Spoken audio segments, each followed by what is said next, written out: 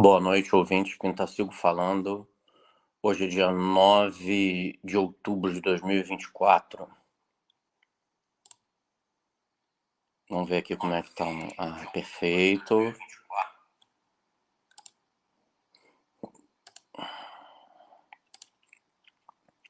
Canal patinando em número de inscritos, meu Deus do céu. Sobe, desce, sobe, desce. Não dá pra esperar nada de diferente, né? Então, hoje nós vamos aqui resenhar um novo livro do Aldo Rebelo. Terminei de ler, é muito melhor do que eu pensava. Custou R$100 na Amazon. E, bom, fiquei até triste quando acabou pelo seguinte, ele é grosso, mas quando eu fui ver ele tá em 3 línguas, né? Português, depois vem inglês, depois vem espanhol no mesmo livro. Eu entendo porque ele fez isso, mas assim, podia ter ficado muito mais barato. R$100 no Brasil não é pouco dinheiro, inclusive é a meta de arrecadação para esse podcast, para que os trabalhos possam continuar. Então, eu parei o que eu estava fazendo, parei o que eu estava lendo, e o livro é tão denso e agradável que eu li tudo, já terminei. Eu achei que não era. Não pensei que eu ia terminar esse mês para fazer o podcast. E já falamos muito da Amazônia no passado e voltaremos a falar no futuro.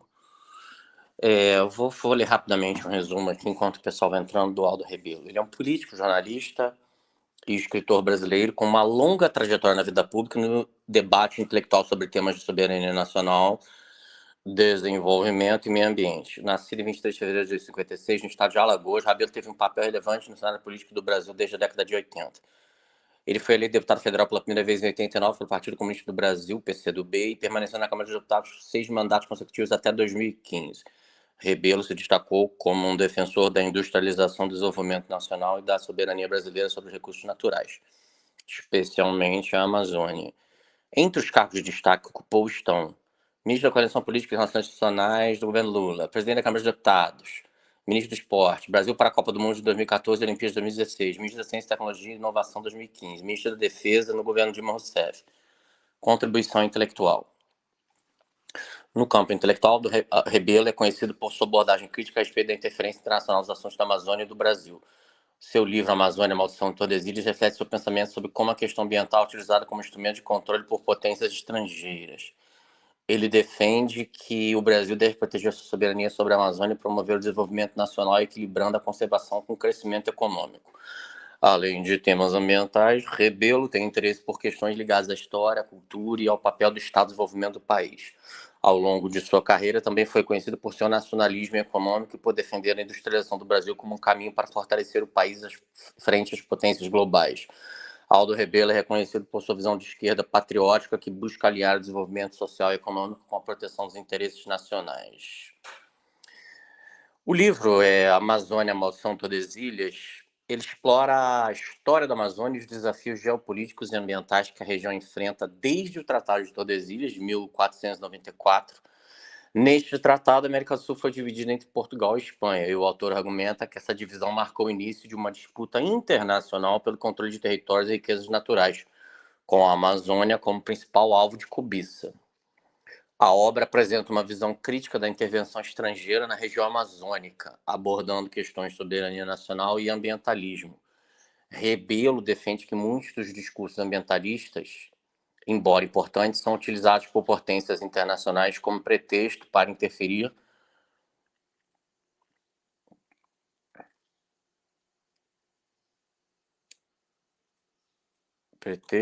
nos assuntos internos do Brasil e dificultar o desenvolvimento econômico da região.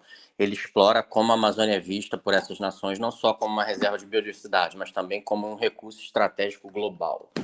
Aldo Rebelo discute as pressões que o Brasil enfrenta para conservar a Amazônia e, ao mesmo tempo, as necessidades de desenvolvimento do país, propondo um equilíbrio entre a preservação ambiental e o progresso econômico. O autor argumenta que o Brasil deve tomar as rédeas do futuro da Amazônia, sobre a premissa de que a soberania sobre a região é essencial para o desenvolvimento nacional. O livro é uma reflexão sobre o papel do Brasil na defesa de sua soberania territorial e os dilemas que surgem ao tentar conciliar preservação ambiental com crescimento econômico. Tá. Vamos tentar... Vou folheando o livro, tentar passar rapidamente sobre as principais questões. Depois eu separei um pedacinho aqui mais sobre a Noruega. A Noruega é uma potência não colonial e discreta. Ela nunca tentou invadir o Brasil, ostensivamente, como as outras. Então, o leigo, ele minimiza a capacidade da Venezuela de... Ele não enxerga a Noruega. O leigo, ele não enxerga a atuação da Noruega na Amazônia brasileira. No Brasil, ele acha que é um país bonzinho. Os países nórdicos, né, visto como países evoluídos, neutros, nada mais longe da verdade. A Noruega é uma potência bélica, econômica, extremamente hostil aos interesses brasileiros. Então tem aqui homenagem, agradecimentos.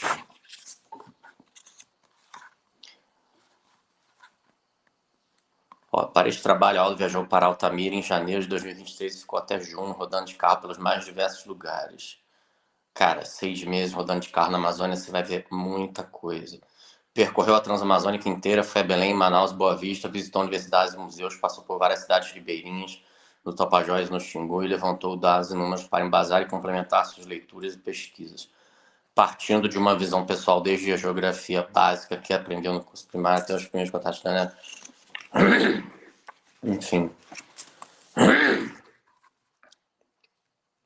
Desculpem. Esse livro, gente, ele é fenomenal, tá? É barato porque e vai desmistificar o bando de sandis que a gente aprendeu sobre a Amazônia no colégio. Quem nunca esteve na região amazônica, eu recomendo fortemente que compre o livro. Esse livro vai... Ele não sei como é que vai ser o futuro dele, mas certamente serviços de geografia, inteligência, universidades do mundo inteiro vão adquirir cópias, vai ser material bibliográfico daqui para frente. Ele é um livro com muitos precedentes, tá? A bibliografia, por si só, quem se aprofundar na bibliografia que ele cita, que ele consulta, isso daria uma tese de mestrado ou doutorado, tá? O negócio o livro é delicioso de ler e obrigatório. Isso aqui devia cair em concurso público. Citação aqui do Padre Antônio Vieira. Sermões. Perde-se o Brasil, senhores, porque alguns ministros de Sua Majestade não vêm cá buscar nosso bem, vêm cá buscar nossos bens. Põe o inglês na lua e na árida paisagem lunar, ele continuará mais inglês do que nunca. Sua primeira providência será anexar a própria lua ao Império Britânico. Mas o subdesenvolvido faz o imperialismo às avessas. Vai ao estrangeiro, em vez de conquistá-lo, ele se entrega e se declara colônia. É inacreditável. Então, assim, o livro ele dá muito esses insights, assim, chocante. Assim. Eu já sabia de praticamente tudo, né? Claro, ele conta casos ali verídicos, pontualizando, né? Exemplificando e pontualizando, né? Mas isso aqui é uma colônia, gente. É uma colônia. E ele cita as pessoas, os órgãos, os países, os órgãos públicos brasileiros, os órgãos da ONU, os órgãos de inteligência do mundo inteiro atuando na Amazônia. E quando a gente fala em teoria da conspiração, né? Tá bom. Agora é o Aldo Rebelo falando. Você já leu o currículo dele. Aí não precisa... Tudo que eles fizeram na África, na Índia, na China, estão fazendo aqui agora. Da década de 70 para cá, digamos assim. Desde a Conferência de Estocolmo, né? Frasezinha que ele começa... O livro é maravilhoso, tá? Ninguém da direita atual teria condição de fazer um livro desse naipe aqui, porque eles não têm inteligência para isso, nem para ler isso, acho que eles conseguem. Todos os capítulos quase começam com uma citação, né? Gilberto Freire, Homens, Engenharias e Rumos Sociais, é o nome do livro. Este é o perigo que ameaça hoje o espaço amazônico, como parte do complexo biosocial formado pela nação brasileira, e estaria sujeito a ser arrancado desse complexo, sob pressões desnacionalizantes amparadas por um motivo, na aparência apenas humanitário e não também, como parece alguns de nós ser, politicamente anti-brasileiro, antinacional com relação ao Brasil, com possibilidade de, ainda nos começos do século XXI, principiar a afirmar-se como nação já potência. Aí ele conta aqui da história dele no colégio agrícola, que decorava os afluentes da margem esquerda e direita do Amazonas. Tinha muito isso, né? Isso eu não cheguei a pegar essa época, não. Já não tinha tanta decoreba, mas também não vejo grande. Embora eu tenha navegado por praticamente todos esses afluentes do Amazonas.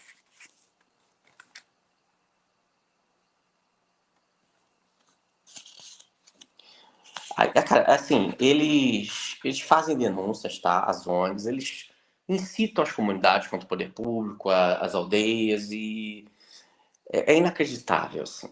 Tem um caso aqui, ó.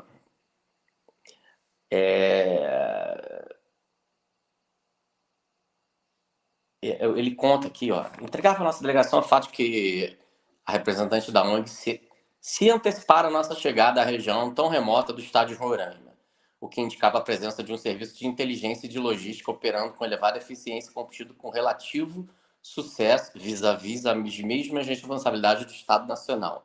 Quer dizer, no meio da Amazônia, a mulher ficou sabendo que ele ia lá, de São Paulo para lá. Olha que bizarro, cara. Ou seja, isso é um exército atuando, tá, gente? Não é uma ONG, é um exército. Eles colocam o nome de ONG para enganar a trouxa, né? A visita à área revelou a existência de relações que, baseadas nas tradições e costumes indígenas, não constituem um abuso entre os jovens soldados e as mulheres das aldeias, todas indígenas, ou mobilizadas pelas ONGs para reivindicar a parte do soldo dos jovens militares e convencidas a usar o argumento dos abusos como forma de pressão para conseguir seus objetivos. É o falsa acusação, né, em aldeia indígena.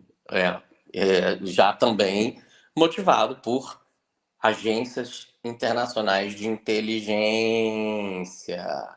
Vocês estão vendo aí, Miguel, de onde vem? Tá aí, ó. Tem aldeia indígena, eles estão forçando essa agenda, uma agenda militar alienígena que vem sendo implantada com sucesso no Brasil. Redigi uma nota em nome da comissão e pedi a nossa embaixada em Washington que fizesse chegar aos editores do New York Times. O negócio foi uma cagada, né?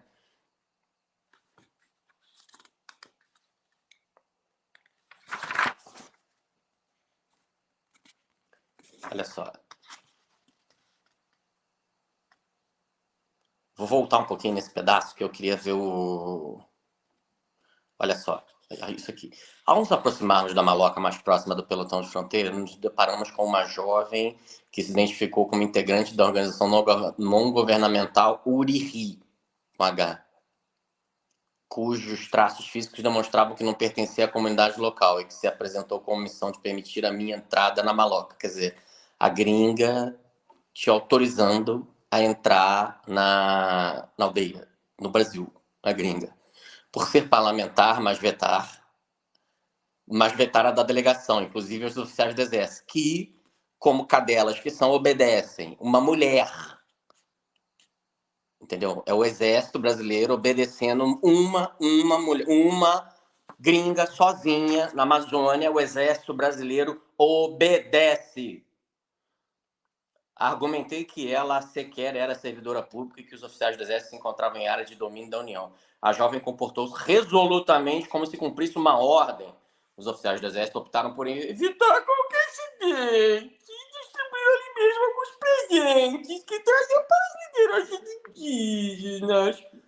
Finalmente, adentrei a maloca e me deparei com os indígenas que lá habitavam em meio a uma espessa camada de fuligem e fumaça oriunda das pequenas fogueiras usadas para assar os alimentos.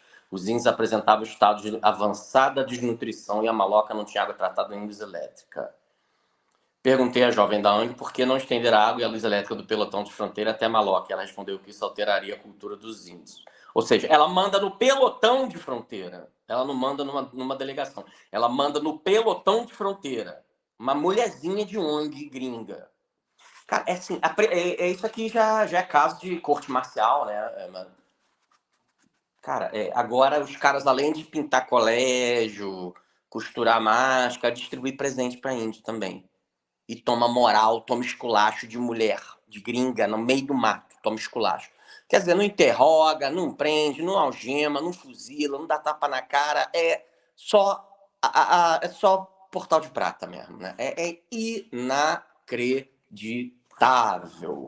E o maneiro é que o Aldo Rebelo põe as fotos das viagens dele. O livro é rico em fotos aqui. Pena que paizinho de merda, as fotos tudo em preto e branco, né? Tordesilhas e o Testamento de Adão. Cessem do sábio grego e do troiano as navegações grandes que fizeram. Cálice de Alexandre de Trajano. A fama das vitórias que tiveram, que eu canto peito ilustre lusitano. A quem Netuno e Marte obedeceram, cesse tudo que a musa antiga canta, que outro valor mais alto se levanta. Luiz Camões. Então ele fala aqui, começa em 1494, ele fala aqui do Tratado de Tordesilhas. Aí fala dos nossos grandes diplomatas do passado. Hoje não são todos os moçoilas, né? Já há muitos anos que é assim. Mas na época os caras tinham os argumentos assim, eram realmente geniais. Era o creme de la creme da sociedade brasileira, que hoje se tornou uma tribo de bonobos. Orelhana vê as Amazonas. Eu adoro essas lendas. Mulheres guerreiras comandadas por uma matriarca é um mito comum aos povos do Rio Negro, Médio Amazonas e Orinoco. Daí talvez a presença constante da história ao longo dos séculos, como uma força capaz de convencer Lacandamin Spurs e o historiador Robert Southey, sem falar da ambiguidade de Alexander von Humboldt a respeito do assunto. Márcio Souza, História da Amazônia. Glória do Planeta, Élisée Reclus, geógrafo francês, 1930-1905.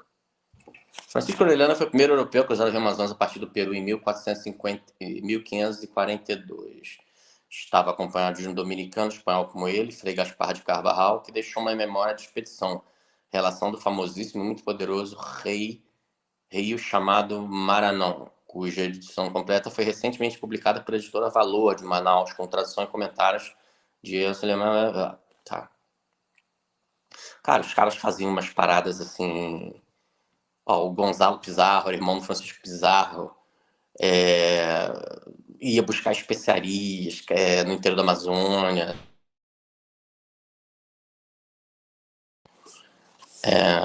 Realmente inacreditável, assim, inacreditável assim, que os caras conseguiam alcançar. Pedro Teixeira. Alguns meses carregando minha solidão pelas ruas de Paris, descobri que, na verdade, eu não conhecia ninguém na grande cidade, salvo as estátuas. Algumas destas, por outro lado, são velhas amizades, antigas incitações ou mestres perenes de minha intimidade. E como não tinha com quem falar, conversei com elas sobre grandes temas humanos. José Ortega y Gasset, A Rebelião das Massas.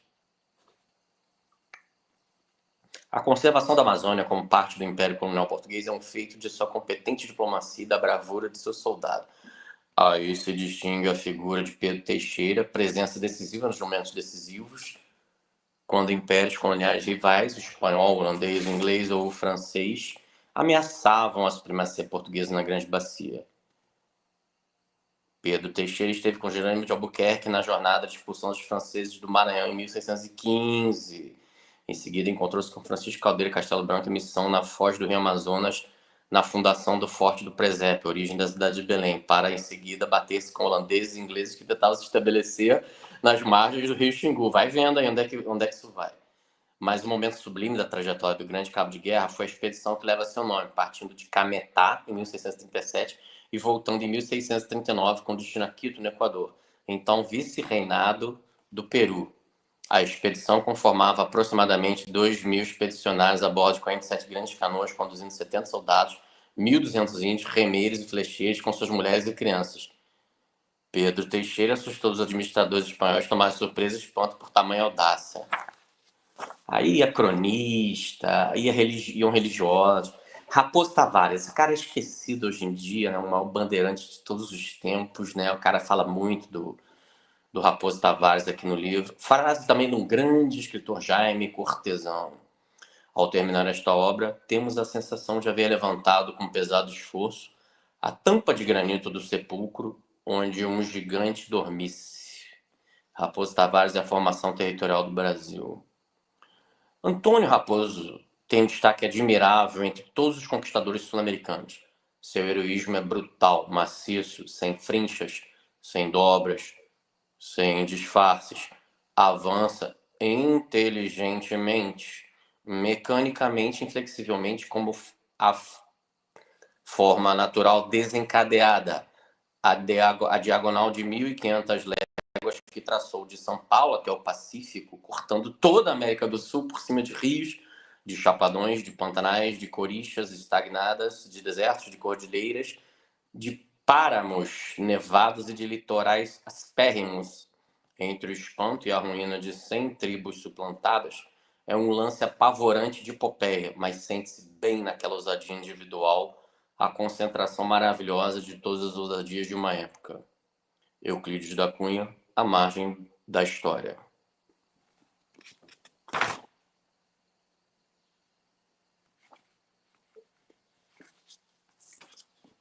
Então ele vai contando como é que a gente demorou para se fixar nesse lugar.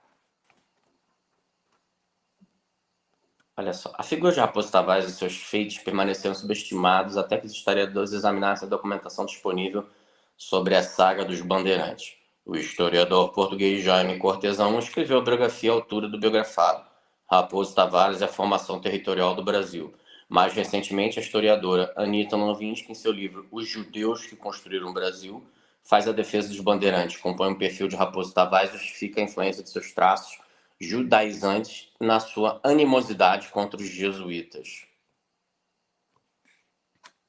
Então ele vai contando aqui tudo, como que a gente trabalho que foi para a gente manter esse território, quase perdemos pedaços deles várias vezes e agora os caras nunca vão desistir, do lado deles está a nossa ignorância e a nossa vilania.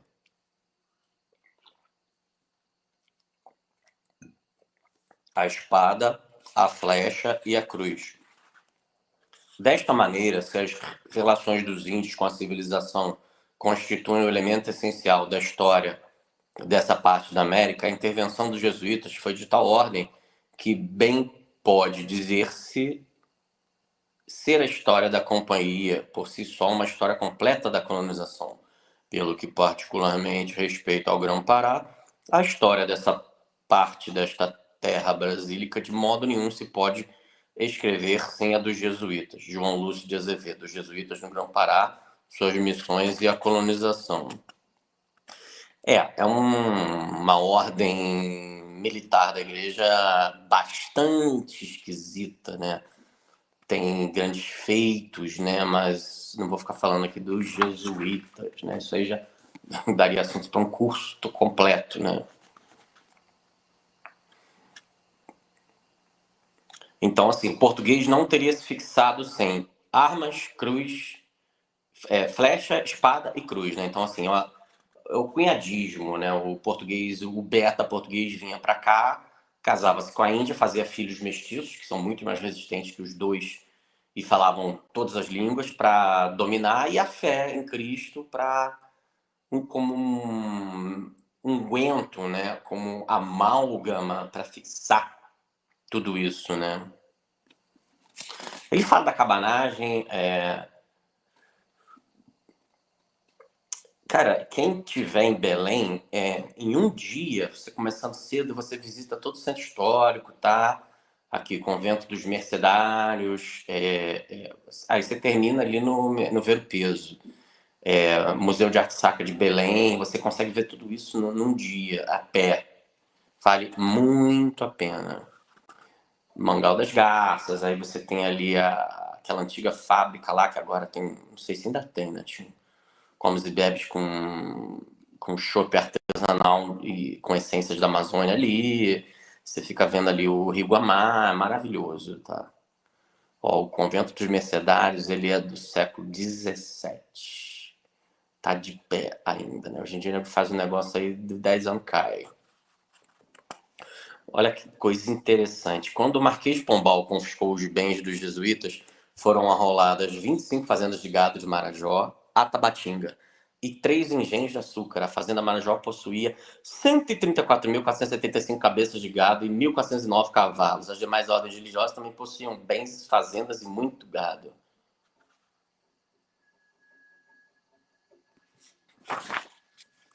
Que seria se não tivesse também tem os prós e contras sempre, né? A Juricaba, o rei da floresta. Essa figura tem até filme sobre ele, tá? Filme antigo, deve ser uma merda, né? Brasileiro, filme da década de 70, mas eu vou tentar assistir. Vou tentar ver onde tem para tentar assistir. Eu devia este livro a essa majestade verde, soberba e enigmática que é a selva amazônica. Ferreira de Castro, a selva. A Juricaba foi um tuxal da tribo dos Manauás e, junto com 2 irmãos, outros líderes guerreiros do Vale do Rio Negro, organizou a resistência contra o colonialismo português entre os anos de 1723 e 1728, quando foi derrotado pela tropa organizada pelo governador do Grão-Pará, João Maia da Gama.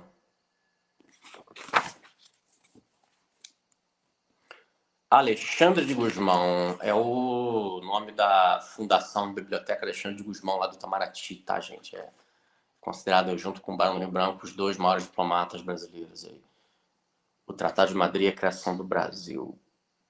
Precursor da geopolítica americana, definidor de novos princípios jurídicos, mestre inexcedível da ciência e da arte diplomática, Alexandre de Gusmão tem direito a figurar na história como um construtor genial da nação brasileira, pela clarividência e firmeza de uma política de unidade geográfica e defesa da soberania, que antecipou, preparou e igualou a do Barão de Rio Branco. Jaime Cortesão, Alexandre de Gusmão e o Tratado de Madrid.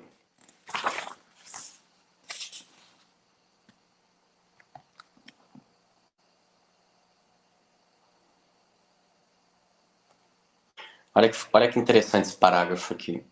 E assim vive o mundo, entre choques e desconfianças de vizinhos. Rússia e Ucrânia, China e Índia, México e Estados Unidos, jovens estados africanos redesenhando suas geografias. Israel e Palestina, enquanto nosso soldado guarda fronteiras pacificadas há quantos séculos pelo talento inigualável de Alexandre de Gusmão. Saudade do que eu nunca conheci.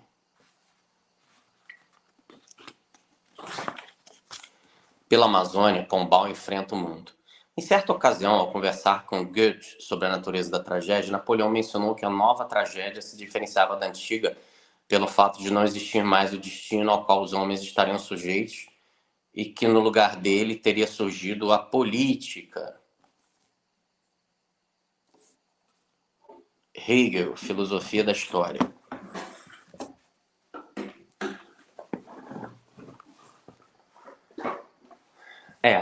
Um momento crucial da nossa história, gente, olha só. Com a morte de Dom João V, 1750, ascende ao trono Dom José I, que nomeia Sebastião José de Carvalho e Melo, futuro Marquês de Pombal, ministro dos Negócios Estrangeiros e Guerra. Em 1755, o rei promove Pombal a secretário de Estado dos Negócios Internos do reino, correspondente ao posto de primeiro-ministro. Pombal fizeram uma longa trajetória diplomática, serviram em Londres e Viena e tinha noção da cobiça dos impérios coloniais europeus sobre o vale do Rio Amazonas e as dificuldades do governo português em proteger a área tão extensa.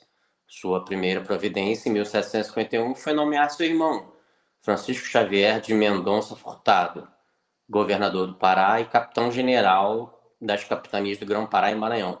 Marcos Carneiro de Mendonça, em Amazônia na Era Pombalina, examina a correspondência de Mendonça Furtado e traça um panorama desolador da situação encontrada pelo novo governador em 1751. Havia 232 soldados para defender toda a área sob sua jurisdição no Pará e no Maranhão. O efetivo somava 178 homens. Era, sem dúvida, um estado de penúria, e Mendonça Furtado mostrou-se à altura do desafio.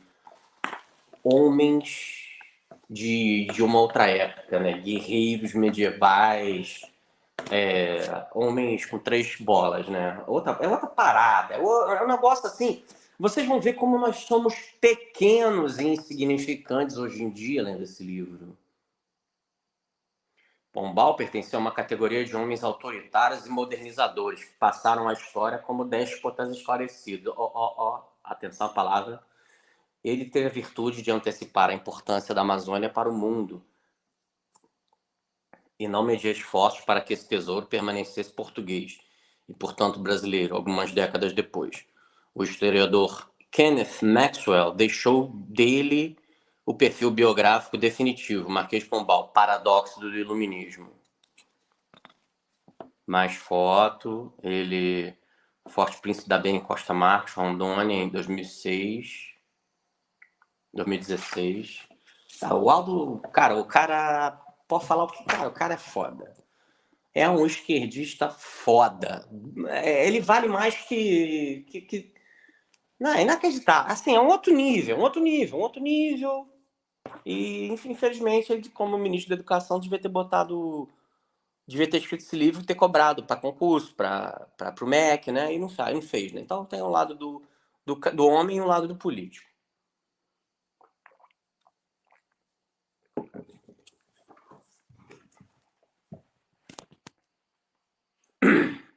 A questão do Pirarara, o rei da Itália arbitrou isso aqui, o Brasil perdeu metade da Guiana, que era nossa.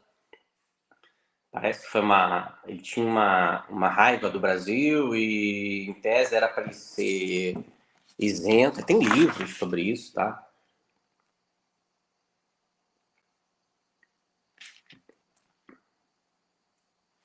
Aí tem tudo, cara. O nome do pessoal envolvido, como é que foi, como é que deixou de ser, e perdemos lá uma pedação de mata, tá?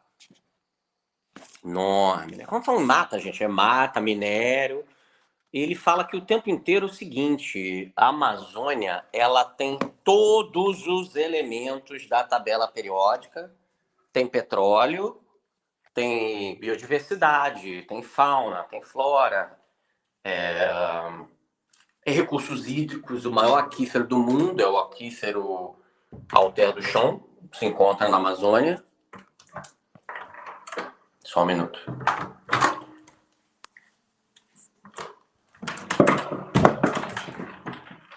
Então você tem potencial hidroelétrico, que não deixam a gente explorar, porque eles mandam, né? Vocês viram aí, uma mulher sozinha, uma gringa sozinha, comanda um pelotão do exército. Bota quente, manda retroagir, pula, senta, dá patinha, finge de morto, dá o rabinho e eles fazem. Não sou eu que estou dizendo, é o ministro Aldo Rebelo. Tá aqui no livro, agora tá escrito para... E ele é adorado por boa parte da caserna, tá? Os generais, um grupo muito grande, é muito próximo dele. Então, ele conta os crimes que os caras cometem em livro e é bom, Brasil, né? A cabanagem, a planície em chamas. Entre os erros de minha vida, que são muitos, está não conhecer a Amazônia. A viagem seria curta, mas nós preferimos, em regra, ver o Reno, fazendo uma viagem maior. Costa Rego, jornalista, ex-governador de Alagoas, em 1931, no Correio da Manhã. É isso aí. Ele ataca aqui, em tempos de historiografia politicamente correta, que é um termo esquerdopático, é impossível apreciar os fatos pretéritos sem envolvê-los na desorientação que tenta descrever o passado com as lentes desfocadas do presente. A cabanagem foi, de fato, a mais popular e violenta rebelião do Império. Mas antes disso, foi um movimento de parte da elite paraense em busca de influência política, econômica e social, e que se apoiou no ressentimento das massas excluídos representados por índios, caboclos, tapus e camponeses. Cara, esse negócio foi muito... Eu viajei de barco com um pesquisador paraense que é especialista em cabanagem. O cara me contou... Tem muitos anos, né? Eu não lembro de muita coisa, mas assim... O cara sabe os meandros ali da Revolução, né? Com a visão de um pesquisador nascido, ele se auto-intitula beiradeiro. Beiradeiro. Tem algum beiradeiro aí que no chat que queira dizer o que é um beiradeiro? Termos aí que é só para quem tem as manhas, né?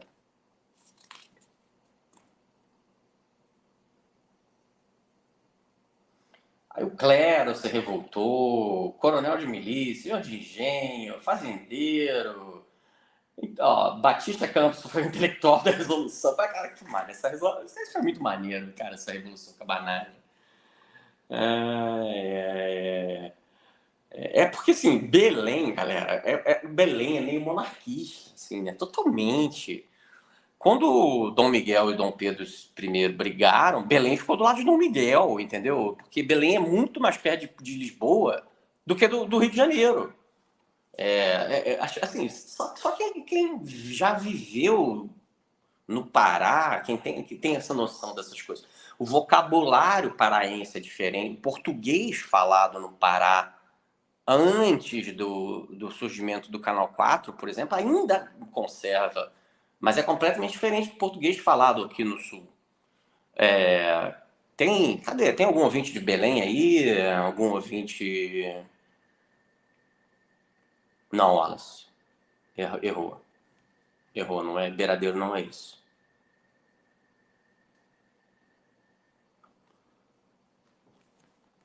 Cadê o Luan de Belém? Ouvinte de Belém aí? Alguém aí para dar um alô?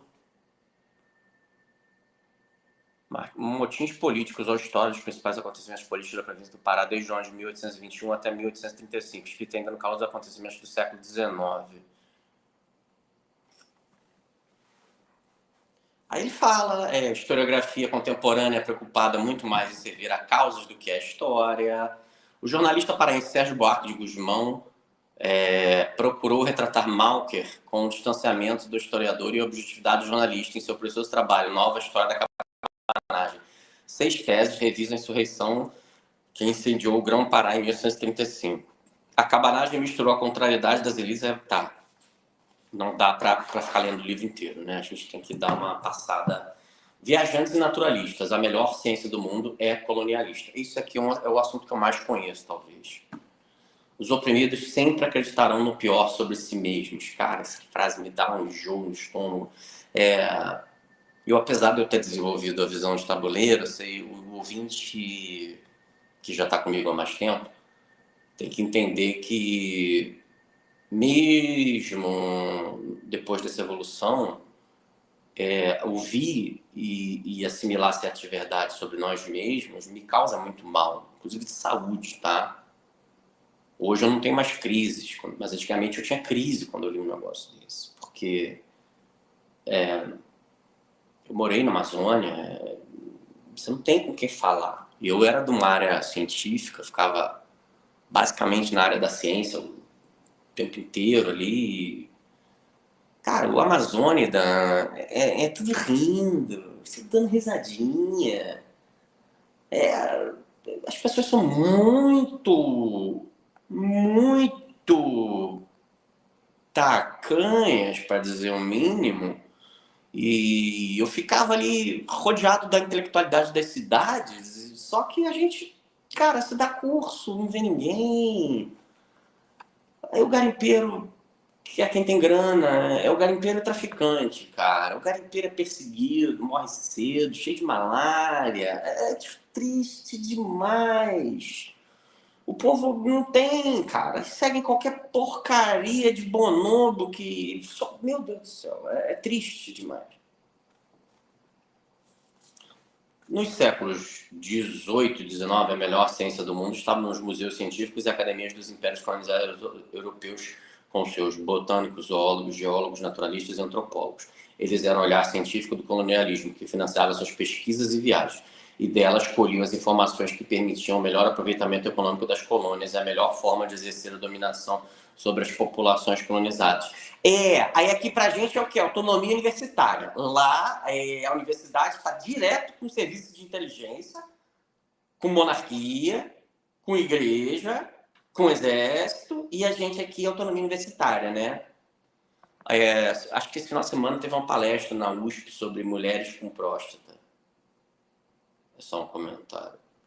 Os ingleses foram pioneiros na criação dessas instituições. A Sociedade Geográfica, a Antropológica, as associações religiosas, todas elas braços a serviço do Império, no qual o sol nunca se punha.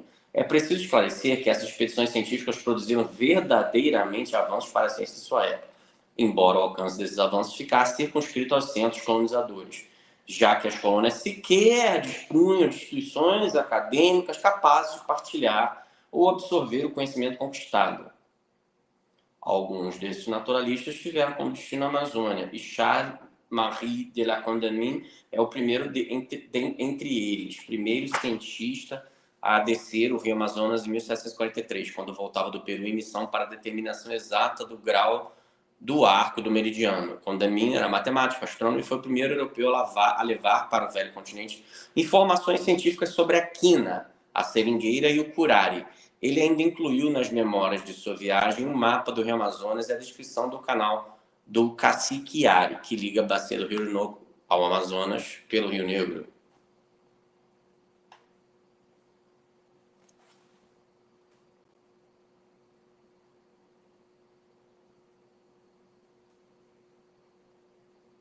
Em 1783, Portugal financiou o brasileiro Alexandre Rodrigues Ferreira. A viagem durou 9 anos. Ferreira registrou uma preciosa informação sobre a fauna, a flora, a agricultura e a vida da população na Amazônia. O seu diário da viagem filosófica relata a coleta de material científico até hoje usado em instituições de Lisboa, do Rio de Janeiro e também de Paris, pois parte do acervo foi levado para a França nas guerras napoleônicas. Sempre roubando tudo a França, né? Eu vou tentar ir atrás desse livro aqui, porque eu não conhecia, não me lembro de deve ter lido no passado alguma coisa, mas não, porque assim, os alemães, alemães, a gente vai ver aqui agora, são os mais conhecidos, os que eu mais li, os que eu mais conheço, os que eu mais tinha admiração, tenho admiração, né? Alguns ele não chegou aqui a citar, mas sem dúvida, os principais. Entre 1817 e 1820, o zoólogo Johann Baptist von Spix, que batizou a nossa ararinha azul de Spix, a extinta ararinha azul, que agora parece que voltou a se reproduzir lá em Jeremoabo, lá naquela região de Canudos, Jeremoabo, Ras da Catarina, né? E o botânico Carl Friedrich von Martius percorreram o Brasil a serviço da Academia de Ciências de Munique em missão oficial do rei da Bavária, integrando a comitiva da arquiduquesa austríaca Leopoldina, em viagem para se casar com o príncipe Dom Pedro I. A etapa final da expedição foi a Amazônia, e eles reuniram, classificaram e catalogaram pela primeira vez 3.000 espécies da fauna e da flora do Brasil, permanecendo como uma das mais bem-sucedidas expedições científicas do século XIX. Cara, isso aqui é um negócio. Isso aqui é fenomenal, gente. Isso aqui é. O Brasil seria outra coisa se não tivesse tido essa viagem, tá? O Barão de Langsdorff foi um diplomata e médico alemão naturalizado russo, embaixador da Rússia no Rio de Janeiro, quando da independência do Brasil, amigo de Dom Pedro I, após a independência, entre 1824 e 1829, Langsdorff liderou a mais ambiciosa expedição científica no Brasil do século XIX, financiada pelo czar Alexandre I e apoiada por Dom Pedro I e José Bonifácio.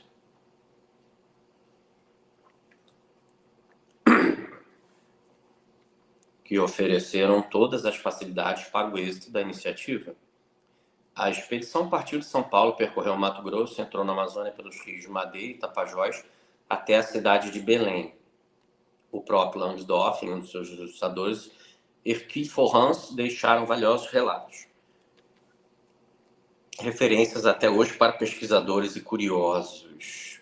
Quer dizer, o mundo inteiro lê isso, menos o brasileiro frênico, tá?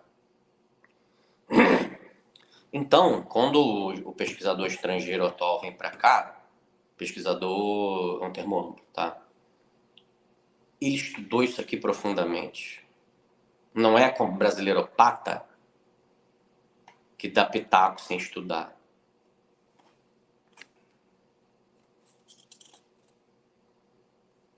Os britânicos Alfred Wallace e Henry Bates desembarcaram em Belém em 1848. Wallace voltou para a Inglaterra 4 anos depois e escreveu o livro Uma Narrativa de Viagens na Amazônia e no Rio Negro. Já Bates permaneceu na Amazônia até 1889 e publicou O Naturalista no Rio Amazonas, considerado por Charles Darwin o melhor livro sobre história natural publicado na Inglaterra. Vejam o nível desses caras.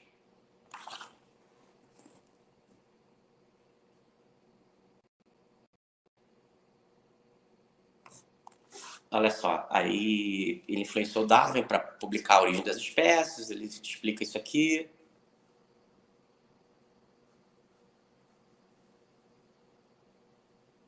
Ó, spruce, em inglês, foi precursor na tentativa de pirataria das sementes de seringueira para a Inglaterra a pedido das autoridades britânicas, feito que seria alcançado por seu compatriota Henry Wickham, alguns anos depois. Quer dizer, a nossa alfândega fica preocupada em vez de combater a biopirataria, fica preocupada em pegar CD pirata, iPhone. É patético. O brasileiro é um povo muito patético.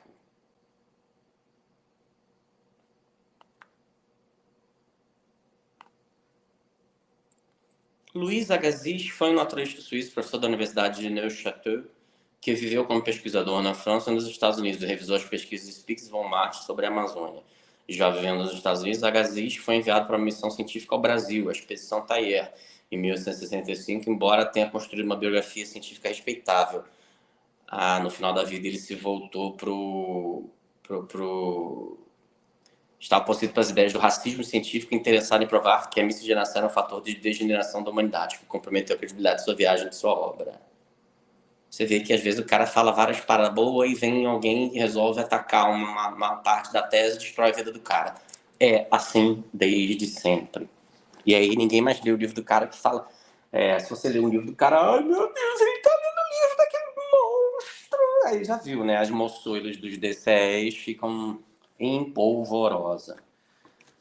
Um enclave escravocrata na Amazônia, um sonho americano. É inacreditável.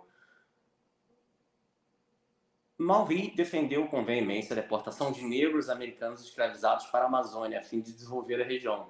Também fazia parte de um grupo de conspiradores que pretendia tomar do Brasil a Amazônia. Quer dizer, Gerhard Horn, o sul mais distante dos Estados Unidos, do Brasil e o tráfico de escravos africanos. Em meados do século XIX, uma parte da elite escravocrata dos Estados Unidos, que hoje são os democratas, concebeu o mirabolante plano de tomar a Amazônia do Brasil para nela estabelecer um enclave escravagista, cara. Isso tudo está documentado, tá, gente? Na visão de um dos conspiradores, o objetivo era impedir que a mais bela porção do mundo criada por Deus, que não é, apodreça nas mãos de uma raça decrépita. Isso eles pensam da gente até hoje, tá? E tem uma certa razão, tá? Depois nós falaremos disso. Incapaz de aproveitar seus recursos. Já falamos no passado, não sei porque isso precisa voltar. A questão de higienopata, os hominídeos, que tem muito hominídeo na Amazônia. Porque tem uma questão nutricional, que não sei se vale a pena dizer, é uma dieta muito pobre, entendeu? Pobre em ferro, o cara não cresce, fosfato, muito pouco fosfato.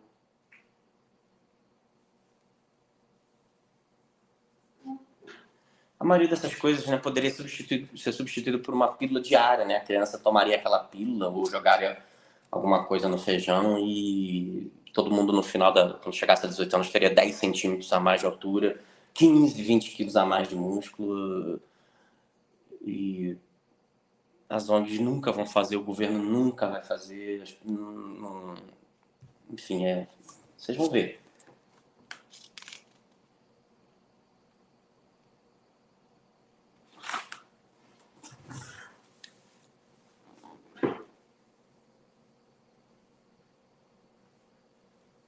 Os generais confederados da Guerra de Secessão que estavam com essa ideia aí para fugir do policiamento britânico.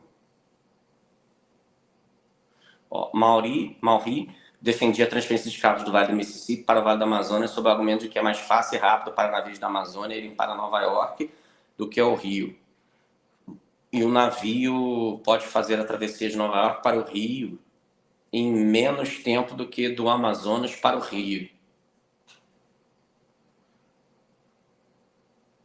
Quando o governo brasileiro pediu explicações ao governo dos Estados Unidos sobre a opinião tão grave de uma autoridade naval do país, o secretário de Estado William Marcy simplesmente desconversou sobre o assunto.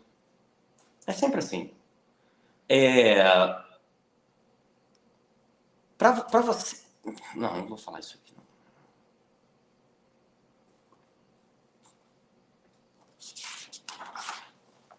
Olha só, esses caras, gente, Henry Wise, diplomata, militar, ex-governador da Virgínia, partidário da transformação da Amazônia em um enclave escravocrata. Você vê que os caras são várias coisas, tá? Você pega um diplomata brasileiro hoje, o que ele é? Ah, moçoila, só. Um nerd moçoila, estudou, passou. Ah, moçoila, vê uma barata, tem que chamar um homem pra matar. É isso, um diplomata brasileiro hoje. Esses caras são tudo. São 007. Vocês estão entendendo isso? A turminha que defende concurso público não vai entender isso direito, não vai aceitar, não vai assimilar muito bem o que eu falo. A navegação do Amazonas, Dom Pedro II contra o Império Americano. E pois aos Estados Unidos, mais do que a nenhum outro povo, pertence à riqueza do Amazonas. Jornal Union, Washington, dezembro de 1852, citado por Tavares Bastos em Cartas do Solitário. Nos debates da imprensa estrangeira e nos conselhos das grandes potências, o Amazonas tinha ocupado um lugar distinto. Tavares Bastos, Cartas do Solitário, 1862. Em 1849 e 1855, o tenente Matthew Maury, da Marinha dos Estados Unidos, publicou uma série de artigos na revista de maior circulação do país, defendendo os benefícios da livre navegação do Rio Amazonas. Os caras são. Cara, americano é muito cara de pau. Maury era superintendente do serviço hidrográfico do Observatório Naval de Washington, que lhe conferiu autoridade sobre o assunto, embora nunca houvesse navegado o Amazonas. Os artigos publicados sob o título Letters of the Amazon and Atlantic Slopes of South America alcançaram grande repercussão nos Estados Unidos e no Brasil.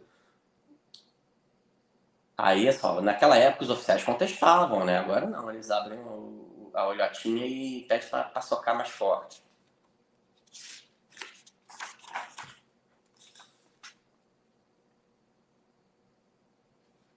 Aí o Dom Pedro II vetou, porque ele era culto, era bem informado, sabia que se abrisse nunca mais ia fechar, né?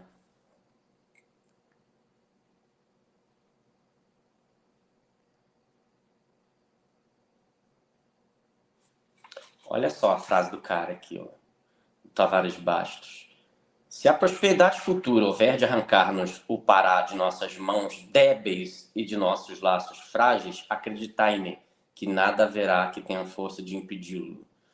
Cara, ou seja, desde aquela época já se tem essa noção. Se eles se juntarem, a gente perde a Amazônia. Então, enfim.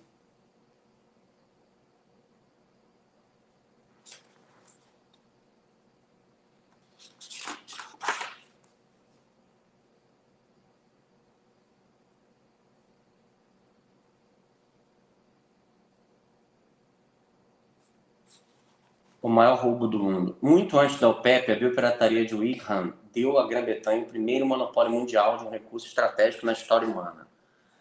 Joe Jackson, ladrão do fim do mundo.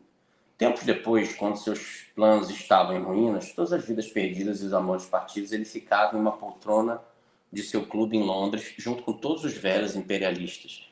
Exagerava o relato de sua única vitória e a considerava justificada. Nesta altura, a lenda de Henry Wickham torna-se icônica, e sua fraude a serviço da rainha e do país fazia parte da história do Império. Joe Jackson, ladrão do fim do mundo. Gente, em inglês é pirata, é bandido, é ladrão até hoje, tá? Sempre foi assim, sempre foi. Pirataria sob a bandeira da monarquia.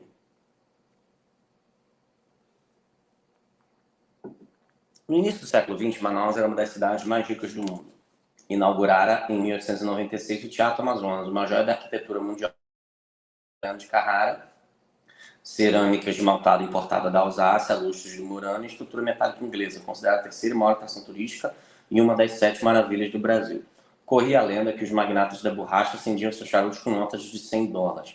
Suas mulheres enviavam suas roupas para lavar e passar na Europa e seus cavalos saciavam a sede com champanhe francesa, luxo permitido pelo dinheiro da borracha usado no mundo.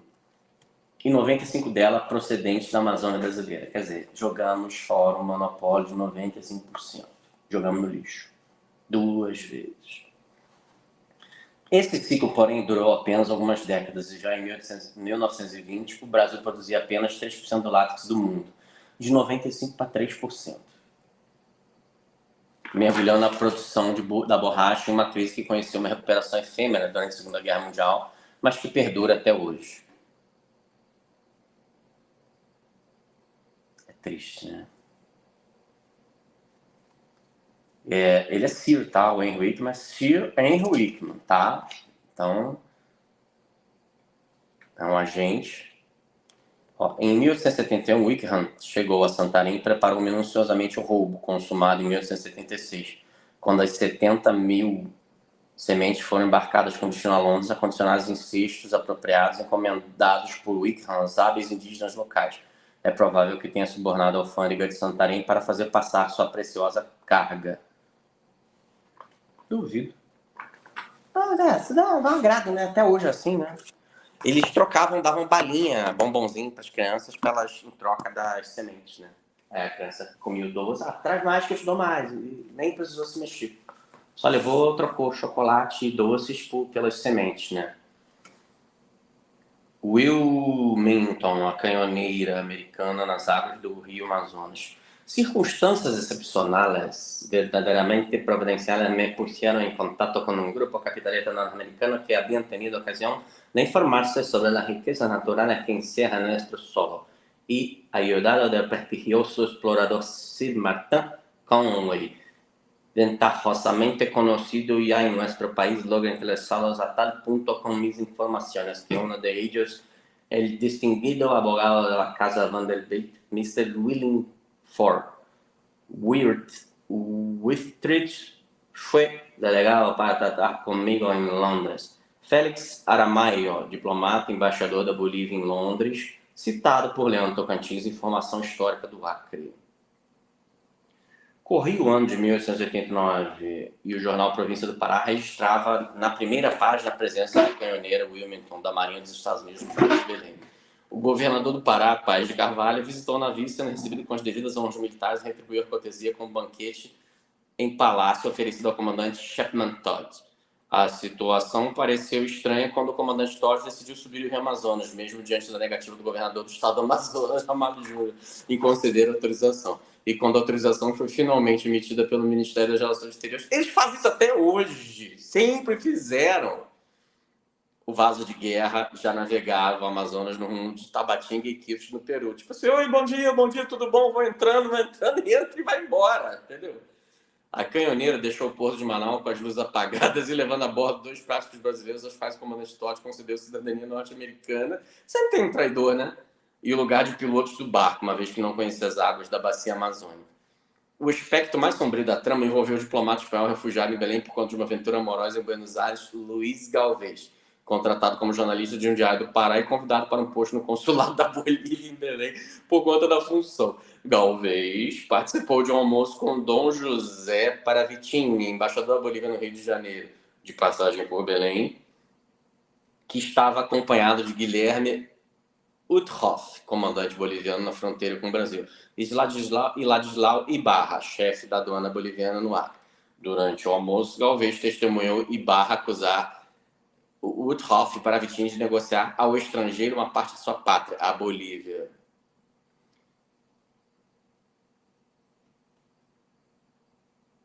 Nossa, isso aí é dos caras tentando passar o Acre. Que o Acre teve uma questão forte também, né? O Evo Morales acusou a gente de que ganhou só um cavalo velho em troca do Acre. Que eles queriam passar o Acre, que tinha mais brasileiro, mas era da Bolívia, para uma companhia de propriedade de acionistas norte-americanos. Porque a Bolívia não tinha condições de tomar conta daquilo ali. E acabar perdendo o litoral do Pacífico, igual perdeu para o Chile, entendeu? Então, assim, os caras criam os problemas e vendem as soluções, né? Te compra joga teu patrimônio lá embaixo, compra barato, te toma, né? Tipo assim, ou vende ou foda-se. Ou a gente vai tomar, vai invadir, vai botar fogo, vai causar problema. A questão do Acre, enclave americano na Amazônia Ocidental. Às 5 da manhã, desembarcava Plácido de Castro diante da vila adormecida e disposta convenientemente sua gente foi simplesmente prender o intendente. A porta da intendência chama por Barrientos, que solenemente respondeu enfadado. Caramba, es temprano para la fiesta. Não é festa, senhor intendente, é revolução, respondeu-lhe. Enérgico, o caudilho. Craveiro Costa, a conquista do deserto ocidental.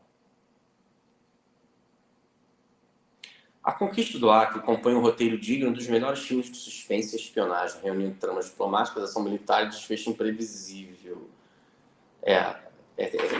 Isso aqui não me interessa tanto, tá, gente? Depois perdeu a função por ter ficado... a borracha caiu em desuso, né? Caiu em desuso não, né? Perdeu relevância. Eu vou ler rapidamente aqui, porque daqui a pouco talvez eu tenha que trocar de cômodo, a questão da Noruega. A Noruega tem demonstrado um interesse significativo na Amazônia brasileira, principalmente voltado para questões ambientais e de preservação florestal. Seus principais interesses podem ser divididos em 3 áreas: financiamento ambiental, preservação da biodiversidade e cumprimento de metas globais de mudança climática. Vamos detalhar esses pontos. Financiamento ambiental. A Noruega é um dos principais doadores internacionais para a preservação da Amazônia, especialmente através do Fundo Amazônia, criado em 2008. Este fundo foi estabelecido para financiar projetos de combate ao desmatamento e desenvolvimento sustentável na região amazônica. O governo norueguês até 2019 já havia doado mais de $1 bilhão ao fundo, tornando-se o maior contribuinte internacional. O interesse da Noruega nesse financiamento se baseia em seu compromisso com a redução de emissões globais de gases de efeito de estufa. Mas como eles são bonzinhos, já que a preservação da floresta amazônica é vista como crucial para mitigar os impactos da mudança climática. Ao financiar o fundo, a Noruega pretende ajudar o Brasil a reduzir o desmatamento e preservar a floresta como um importante sumidouro de carbono, contribuindo para os esforços globais de combate ao aquecimento global. Preservação da biodiversidade. A Amazônia é uma das regiões mais ricas de biodiversidade do mundo, e a Noruega, através de sua política ambiental e diplomacia climática, tem demonstrado interesse em preservar essa riqueza natural, além do foco no clima. Há um interesse na conservação da fauna e flora amazônicas, que são consideradas cruciais para o equilíbrio ecológico global. Como uma nação que se posiciona como líder em iniciativas ambientais, a Noruega vê a preservação... É chutando a escada, né, gente? Vê a preservação da biodiversidade da Amazônia como uma responsabilidade nacional. A gente tinha que começar a campanha assim do bacalhau também, né? Vamos preservar o bacalhau, para de pescar aí, Noruega, né? Vamos lá, não. Eu falei, não, só a gente que não pode usar, eles usam tudo.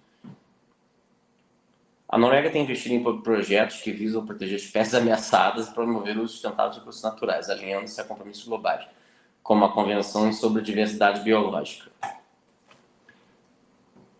Imagem internacional e cumprimento de metas climáticas.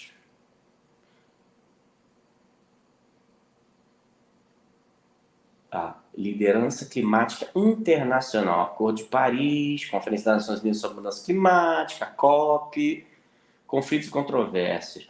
Durante o governo Bolsonaro, por exemplo, houve críticas ao desmatamento crescente que levou à suspensão de doações norueguesas ao Fundo Amazônia em 2019. Quer dizer, se chiar um pouquinho, assim, só que o brasileiro é macho para aguentar. Eles tiram dinheiro, é isso que eles fazem. Atrito diplomático, o governo norueguês... quem paga manda, né? Resumo dos interesses da Noruega: combate ao desmatamento, proteção da biodiversidade, fortalecimento da sua liderança internacional nas políticas ambientais e climáticas. A Noruega vê a Amazônia como um ativo global essencial, tanto para a biodiversidade quanto para o controle do aquecimento global, e busca proteger esse patrimônio por meio de financiamento e diplomacia ambiental. Dá uma lida nos comentários aqui para dar um relax aqui. Standing relax.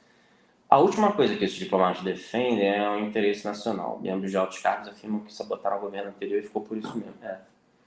Esse país é uma piada de mau gosto. Matuto igual homem do campo. Beiradeira igual Matuto, homem do campo. Não, tá errado. Diplomata, cabide de emprego, premium. Ganha um puta salário, mas despesa de moradia para não fazer nada no estrangeiro. É férias eternas na Europa. Tinha um ouvinte do Amapá que participou do antigo Caverna. Amazônia é um departamento francês de ultramar.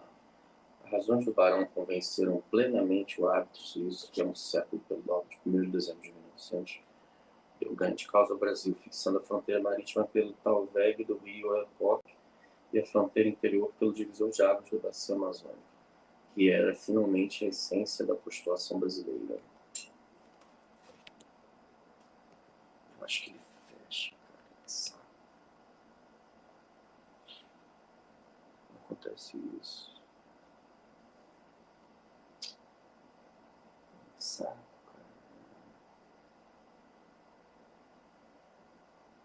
Seu triunfo ficou perenizado geograficamente com a integração definitiva do Amapá ao território nacional. E, historicamente, poucos anos mais tarde, com sua designação para a chefia do Ministério das Relações Exteriores. Chefia, afinal, vitalícia. Geraldo de Barros Carvalho e Melo Mourão. Obras do Barão do Rio Branco. Da vertiginosa espiral da racionalidade. Ela fala do Tratado de Utrecht de 1713, que encerrou a Guerra da Sucessão Espanhola, travada entre as principais potências europeias com importantes pressões para Portugal e o Brasil. Pelo tratado, a Espanha devolvia a Portugal a colônia de Sacramento, nas margens do Rio da Prata, e a França reconhecia a soberania portuguesa sobre as terras situadas entre os rios Amazonas e Oiapoque. Quer dizer, estamos falando de uma fase de formação de fronteira do Brasil. A disputa entre Portugal e Espanha na fronteira norte é uma história antiga, marcada por episódios militares que culminaram com a expulsão dos franceses para além do rio Oiapoque, ainda no século XVII. A interpretação sobre a causa de Utrecht nunca foi consenso. A França reivindicava uma área de aproximadamente 500 mil km², que lança do estado do Pará para o Amazonas até a parte leste do atual estado de Roraima, enquanto Portugal admitia apenas soberania francesa sobre a faixa litorânea setentrional do rio Amazonas. Né? Cara, se deixar, os caras levam tudo. Né? No século XVIII, a França ocupou uma área do atual estado do Amapá e parte do Pará. Foi declarada em litígio pelo imperador Dom Pedro II, à espera de uma arbitragem que decidisse a questão. Carta Joaquim Nabuco, Barão do Branco, chegou a ironizar que a França desejava na América do Sul outra França continental em território. Exatamente. Eles queriam dobrar a área deles. Né? Vamos ver como é que isso for lá na frente.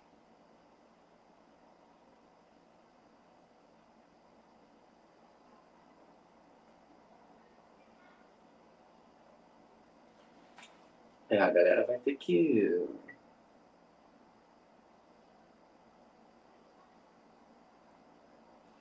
Uma coisa interessante.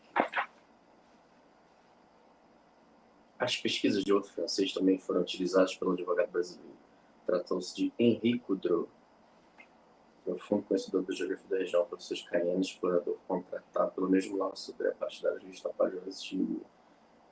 gente, pesquisa de base tem que ser estatal. Tá? Esse papo de pesquisa privada, isso é balela. Em dezembro de 1900, o presidente suíço Walter Hauser anunciou o veredicto de 800 páginas, escritas em alemão, referendando integralmente as reivindicações brasileiras, fazendo a França recuar milhares de quilômetros nas suas pretensões. Então, seria uma guerra infinita. Tá ruim demais, ô vaqueiro? Tá, eu tô ligado, tive que ligar o ar, cara. Tá meio... calorzinho aqui tá franciscano, não sei se eu consigo... Ah, vê se melhorou agora. Melhorou? E agora? Melhorou? Me diz aí, cara, se tá melhorando. Vou mexer aqui no volume, não sei se... Enfim, cara, é que eu troquei abafado e pouco robótico. Cara... Deixa eu desligar o ar-condicionado aqui pra te ver. Mas é que eu tô agora longe do roteador. O ar começa a secar a garganta, daqui a pouco vem aquele cara do café, né? Pô, café, não sei o quê, incomoda demais, não sei o quê,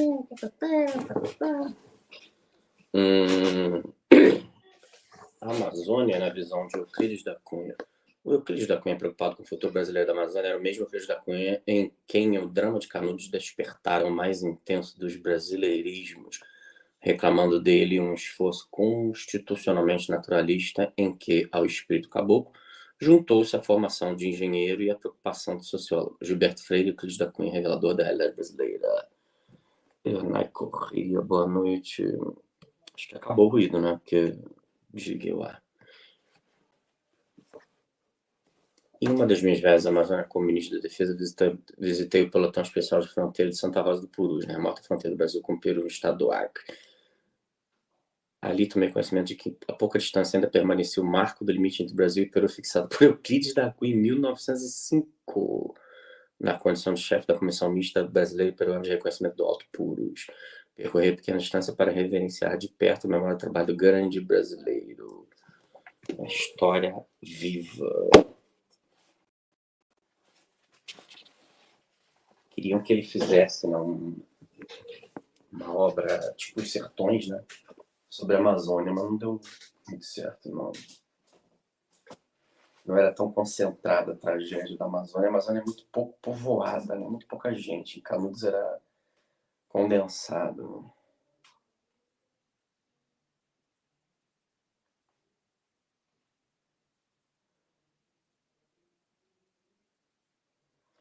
Ele fala que da transacreana no ensaio, né?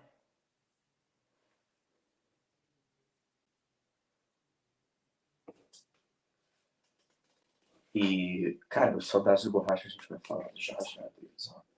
Madeira Mamoré, a ferrovia impossível. Cara, ele nem chegou na... Cara, eu tava com o nome na ponta da língua ainda há pouco. Ele vai falando de vários projetos que a Amazônia, a natureza, derrotou o homem branco, né? Principalmente americanos, né? Esse aqui tem a minissérie, né? Baseada no livro, Mestre Maria. Recomendo muito. Acho que muita gente viu, fez muito sucesso. Então nem adentraria muito nesse assunto. Eu já visitei lá os antigos trilhos, né?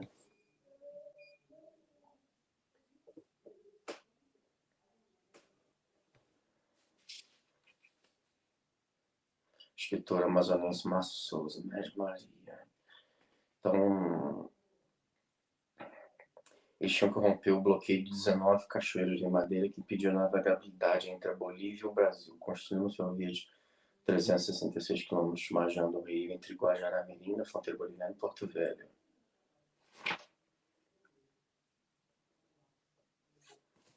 Percival Farquhar. Acho que é Palmeiras que fazia, não lembro.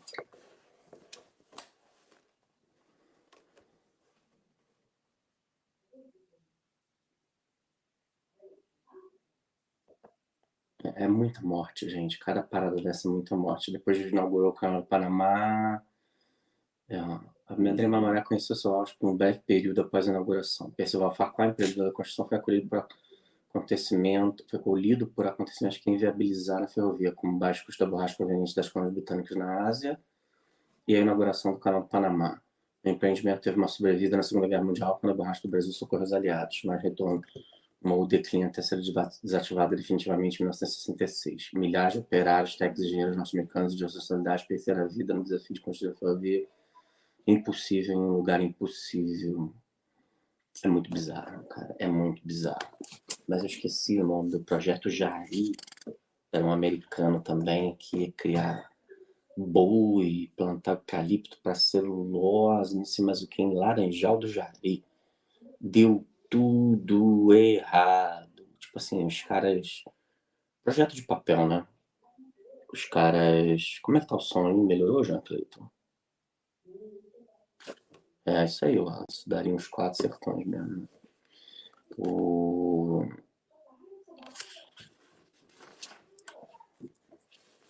Rio da Dúvida. Roosevelt, né? Sabe? Eu já nadei nesse rio, já pesquei nesse rio, já cacei nesse rio. Deitado sob a tenda improvisada, Roosevelt se ergueu sobre os braços extremos para testemunhar o próprio resgate. O que viu diante de si foram 2 bandeiras recortadas contra o céu vivamente azul. Primeira verde, ouro e azul, da amada República do Brasil de Rondon. Então, tremulando ao seu lado as estrelas listas que por tanto tempo tinham conduzido a vida do próprio Roosevelt, e cujas promessas ainda o animavam. Cara, essa história, para quem gosta de sertanismo, todo mundo conhece, né? Depois de presidir os Estados Unidos por 2 mandatos, gostaram do Theodore Roosevelt, acabou derrotado em 1913. Em sua terceira tentativa de governar o país, a alma aventureira de Roosevelt escolheu para curar a dor da derrota eleitoral um desafio à altura de seu orgulho, uma expedição no coração da selva da Amazônia brasileira com a finalidade de explorar o Rio da Dúvida e definir se ele era um afluente do Rio Madeira ou do Rio Amazonas. Vocês conseguem imaginar um negócio desse? Um ex-presidente fazendo uma coisa dessa? Pois é, são homens de outro tempo, não existem mais. A petição patrocinada pelo Museu Americano de História Natural e pelo governo brasileiro foi chefiada pelo então coronel do Exército Brasileiro, Cândido Mariano da Silva Rondon, e batizada de Expedição Científica Rondon Roosevelt, filho de mãe de Boruro do Mato Grosso, de um descendente de bandeirantes paulistas. Rondon conhecia a Amazônia como oficial encarregado de instalar a rede de telégrafos no interior do Brasil. Então, se não fosse um luso ou um brasilíndio, talvez, eu dificilmente lograria sucesso, porque o cara tem um vigor híbrido, né? Caboclo mesmo do mato, né? Outra palavra. É muito comum, para quem não sabe, presidentes americanos, altas autoridades no mundo inteiro, eles gostam muito de pescar. A Amazônia é um dos melhores lugares do mundo para pesca de anzol. E quando eles vêm ao Brasil, o serviço secreto, ninguém fica sabendo. Eles se comunicam com o serviço secreto providencia a experiência. Isso é saudável, tá? É um cara pescando, então uma prata absurdo, e isso mantém a relação entre as forças aí, né? Para o cara não deixar acontecer nada com o cara e o cara conseguir vir sem tirar. Isso a imprensa fica sabendo. Só quem tá dentro fica sabendo que essas altas autoridades, às vezes depois de anos e anos, eles revelam, né? Que estive no Brasil e tal, o exército me levou para visitar tal lugar. O cara bota um chapéu, uma gandola, uma coisa escura e acabou.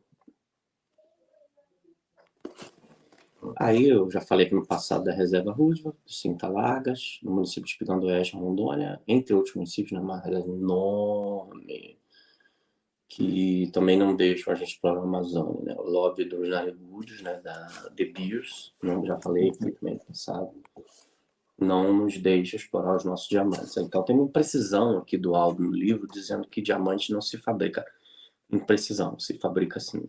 Então ficou algumas imprecisões eu vi no livro.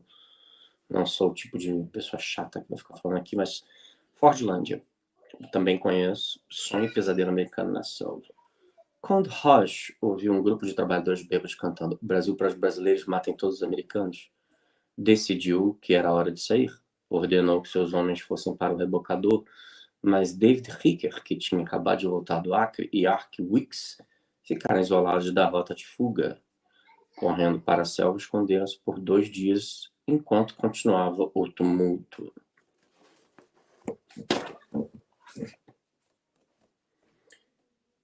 Em junho de 1925, Henry Ford, proprietário da Ford Motor Company, e Harvey Firestone, fundador da Firestone Tire Rubber Company, se encontraram em um almoço na casa de Ford, em Michigan, quando trataram de como confrontar o cartel britânico de borracha proposto por Winston Churchill. Esse cara é idolatrado pela direita brasileira. Nossa. A direita que adora, a direita idólatra brasileira. Vejam, os Estados Unidos têm uma relação assim com o Brasil, né? Eles usam a gente quando precisa, mas todo mundo que negocia com os Estados Unidos fica rico. Então, claro, é um negócio, cara. A gente tinha interesses e eles tinham condição de atender.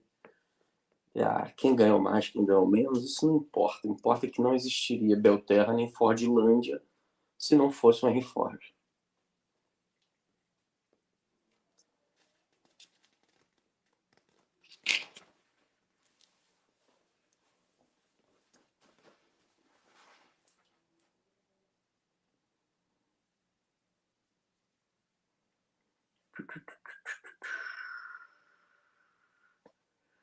Embora Roosevelt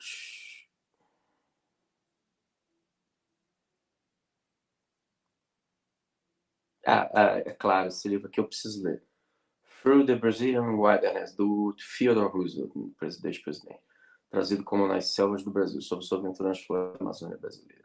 É uma outra parada. Os caras são muito bizarros.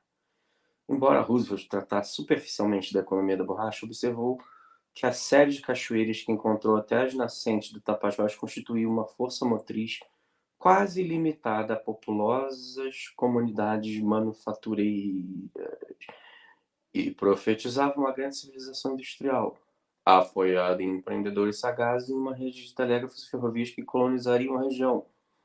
O depoimento de Roosevelt deve ter impressionado Leopold, este aguçado em Ford a visão aventureira do empreendedor. Deu tudo errado, né? Ninguém deixa a gente fazer nada.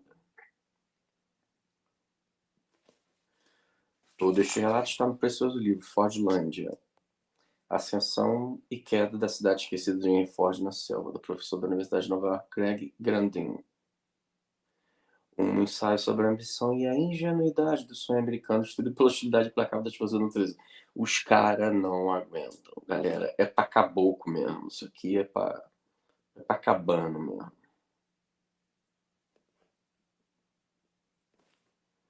Em 1927, o governo do Pará concedeu a Henry Ford 1 milhão de hectares para a implantação do seu projeto de plantio de seringueiras nas proximidades de Santarém, às margens do rio Tapajós. Até hoje estão lá esses seringueiros. E vários ciclos ele não ficou sabendo, ele não citou aqui, que ele não ficou sabendo. O ciclo do Paulo Rosa, também ali na cidade de Belterra, onde hoje a Floresta Nacional Tapajós. As ruínas ainda estão lá, que cortaram todo o pau rosa, sobrou uma outra árvore. O INPA chama isso de modelo de boom colapso, né? Você tem o ciclo acaba, o dinheiro vai embora e fica a pobreza e a destruição. Isso aí eles têm razão. Então, assim, Belterra tinha um dos melhores hospitais do Brasil em 1925, que era tudo americano, né? Tudo importado.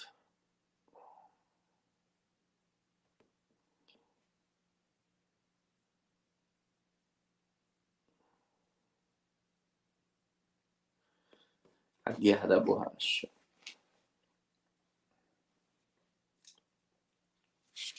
Na verdade, nesta pesquisa tivemos que acreditar que milhares de soldados da borracha que morreram no flash durante aqueles 4 anos de febre amarela, malária, dengue, beriberi, dezenas de hospitais na selva podem ter sido a maior sacrifício que qualquer país que não Estados Unidos, Grã-Bretanha e França, mas para a vitória dos aliados na Segunda Guerra Mundial.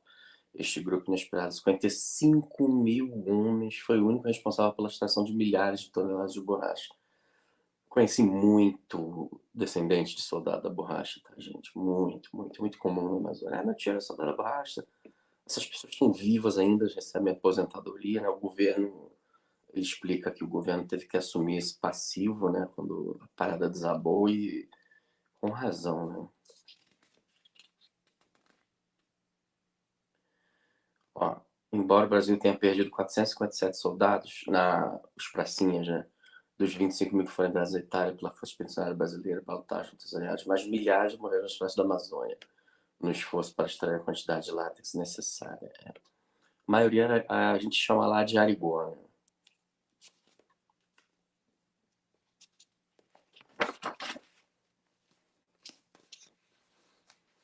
Aí tá falando aqui do esforço de guerra para conseguir borracha, quanto de borracha leva em cada tanque, avião, caminhonete, carro, a negociação do Getúlio para fazer a CSN, né, em Volta Redonda. Também conheço, também já visitei as instalações.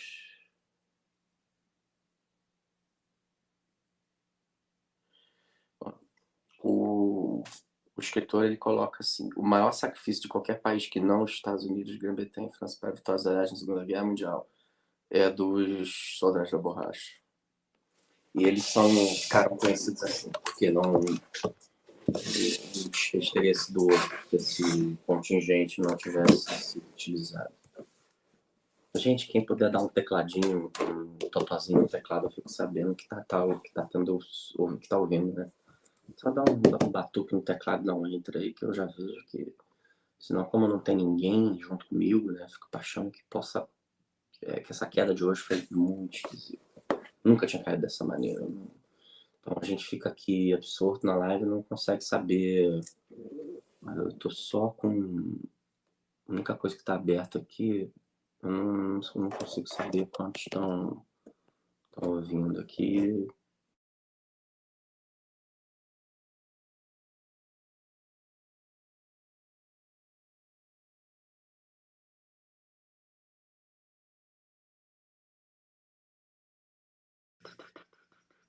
Estamos... Não, beleza. Então, aqui eu fico, né, sozinho aqui. Aí tem foto aqui do... Roosevelt está feliz pela base aérea em Natal e pela borracha da Amazônia para os aliados. Vai sofrer pelos recursos para usina, sorria pelos recursos para a usina siderúrgica de Volta Redonda. Cara. Porra, pode falar o que for, cara. O que seria do Brasil sem esses projetos, sem a CSN? Olha aqui esse trecho aqui. O Brasil deve a estes heróis reconhecimento de combatentes plenos, aos que tombaram e aos que sobreviveram, cujos descendentes são os caboclos e ribeirinhos, contemporâneos perseguidos por ONGs internacionais, pelo Ministério Público, pelo IBAMA, pela Polícia Federal nos vários perdidos dos rios da Amazônia. Devia ter botado aí PRF também, que também está perseguindo. Então, assim, não sou eu que estou dizendo, é o Aldo Rebelo que está escrevendo, está escrito para posteridade. A Amazônia assombra João dos Passos. Escritor lá, americano, que adorava o Brasil.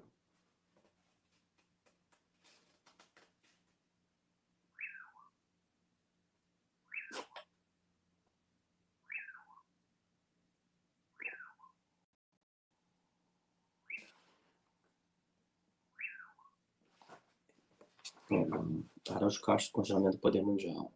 Nenhum país escapa a seu destino, e feliz ou infelizmente o Brasil está condenado à grandeza.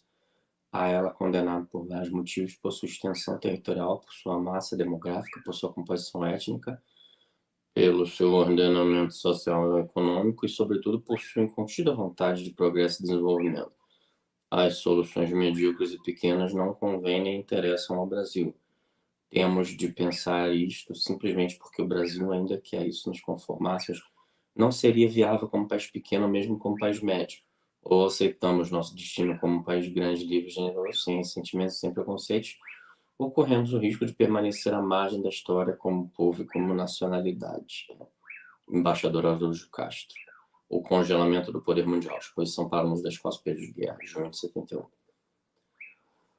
Já tivemos gente desse calibre, não temos mais.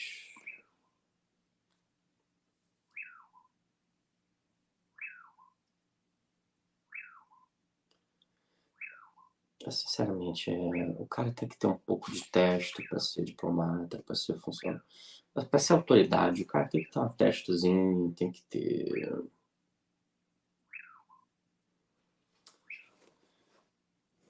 Olha, eu separei um pedaço aqui. Vou tentar explicar o raciocínio que eu achei genial, uma coisa que foi aurida aí no século passado por nossos embaixadores.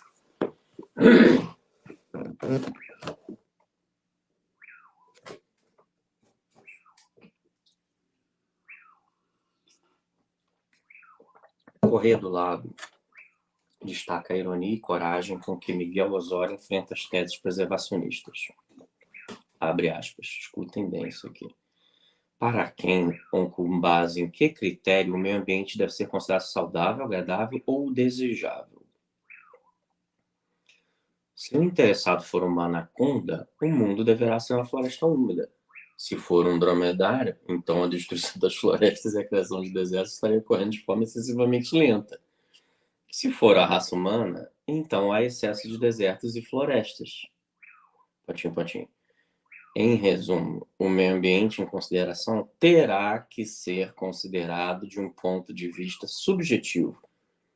E o sujeito terá de ser o homem. Olha que argumentação. O gênio. O cara é gênio. Gênio. O cara é gênio, assim. Então, é o que a falta que a gente tem de... Não existe um direito ambiental humano, né? Não existe. Essa disciplina teria que ser criada.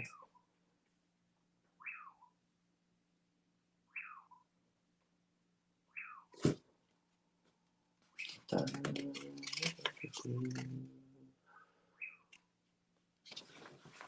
Kamala Harris anuncia a guerra do futuro, a guerra pela água. Não vou perder o tempo. Muito recente isso aqui, vocês devem estar... Ela é uma idiota aqui, mas que serve de... Ela serve de microfone para esses interesses globalistas, tá?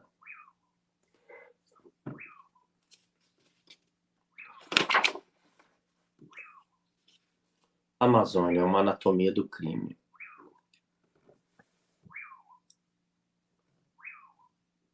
O indivíduo que Deus escolheu para o governo de suas criaturas e de seus servidores está na obrigação de defender os súditos contra seus eventuais inimigos, de rechaçar os perigos que os podem ameaçar e de pôr em execução leis coercitivas que impeçam uns de atacarem os outros. Devem-lhes a proteção de seus bens, prover a segurança dos viajantes e orientar os homens para o que lhes é mais vantajoso. Ibn Khaldun, 1332-1406. Os prolegômenos.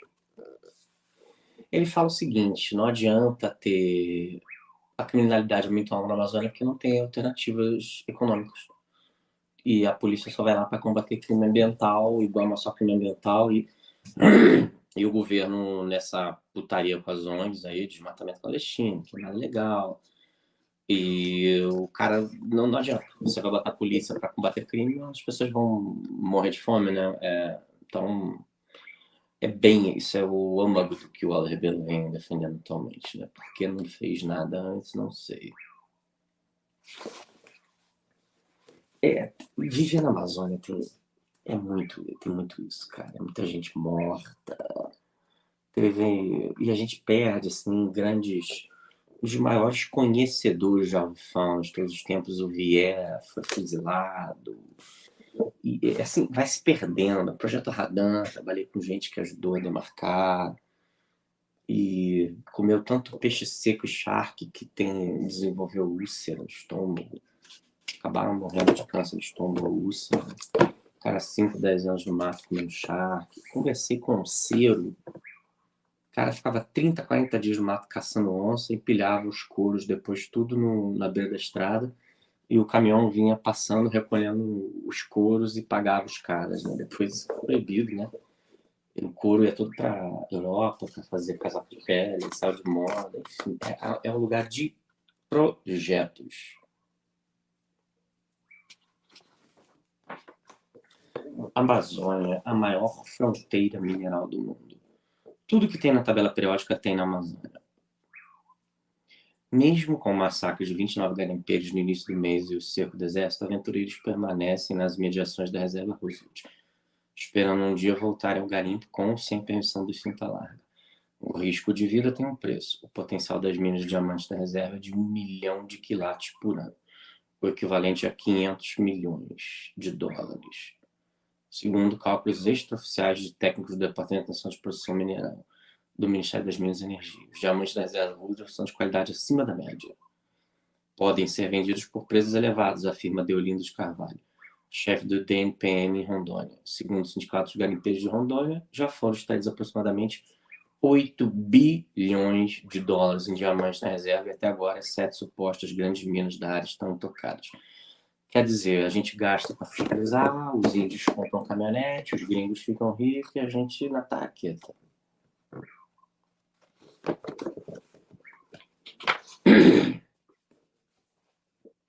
Aí vai falar do nióbio. Araxá é só uma das minas, tá? A principal.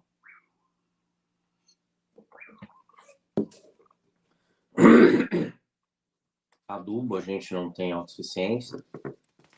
Tem esses minerais lá. O Michel Temer tentou liberar por decreto em 2017 e começou campanha internacional de ONG, celebridade de Hollywood, Gisele Bündchen, grande inimiga do Brasil, grande terrorista ambiental, vendilhona, fez tweet, e aí, obviamente, o Brasil fez o quê? Ré no quibe novamente. Obrigado, Jean Cleito, por comentar. É inacreditável. As pessoas passando todo tipo de necessidade e sentado em cima dessa fortuna e de vez o governo ir lá e apoiar. Se você começa a furar o chão, o governo te mete na cana. Você toma tiro.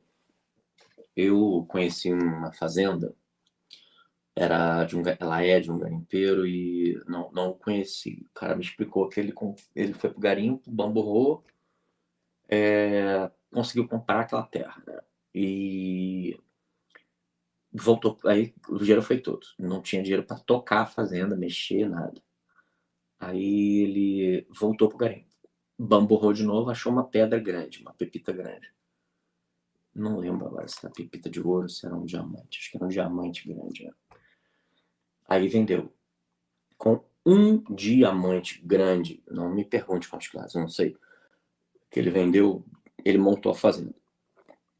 Fez cerca, fez curral, fez casa, montou, comprou gado e botou a fazenda para rodar.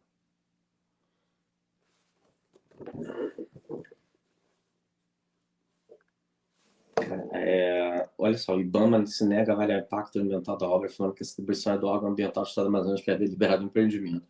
O Judiciário intimou, mesmo assim, o IBAMA a proceder ao estudo de impacto ambiental. O Ministério Público recorreu contra a liberação sob o argumento de que a mina ficava no entorno da terra indígena. Um integrante do Ministério Público chegou a dizer que a única forma de impedir a obra era ampliar a área indígena. É inacreditável para incluir o espaço da mina. Aí uma ONG inventou o termo área indígena autodeclarada, ou seja, demarcada pela ONG, a revelia da própria FUNAI e à margem das normas legais do Brasil. Quer dizer, é a ONG criando leis dentro do Brasil. Decreta, né? Praticamente... Os caras fazem o que querem. Vocês acham que alguém da direita brasileira tem condição de entender esse tipo de assunto? Eu acho que não tem. Desse pessoal que tem, não tem.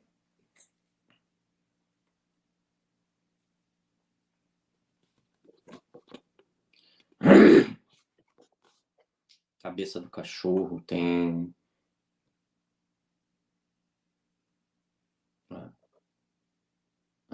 Tem nióbio na cabeça do cachorro. Então, também nem precisa explorar isso, porque o de Araxá não acabou ainda. Mas também, se quiser, também não pode. Parque Nacional do Pico da Neblina é em cima, então não podemos.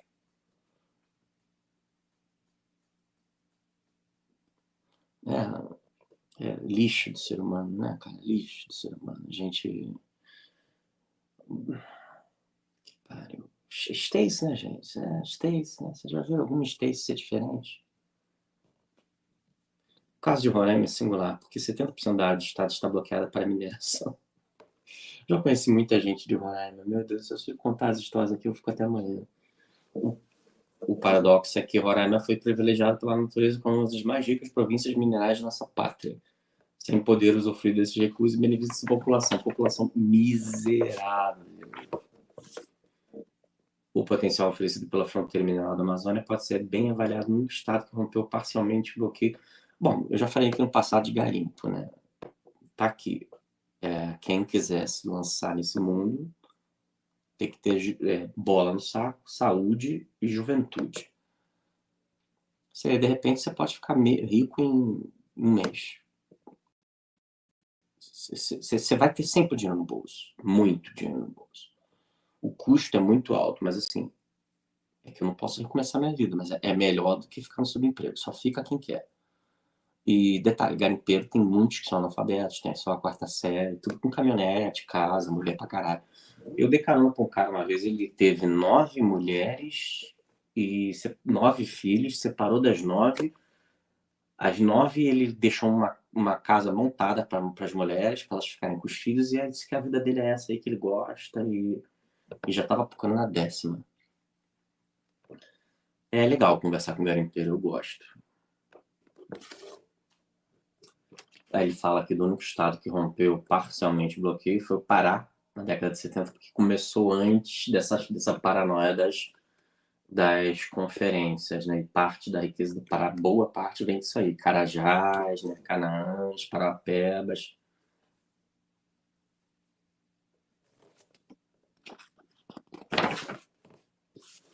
Amazônia, uma fábrica de energia. Aí, nossa, meu Deus do céu.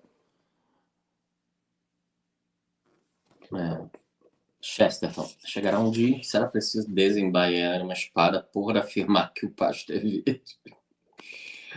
Cara, os caras ficam fazendo manifesto, essa FIEPA aqui, Federação das Indústrias do Estado do Pará. Os caras estão cagando, eles não têm noção de nada. Ele vai falar aqui do potencial de energia, da Dilma, que a gente, do Curuí, que a gente não consegue, simplesmente a gente não consegue levar nada adiante. Os caras sacaneiam a gente em tudo, essas potências coloniais. Vamos relembrar quais são, já falamos delas aqui. Exatamente. E as que tem, eles tiram, né? Destroem, dinamitam, né?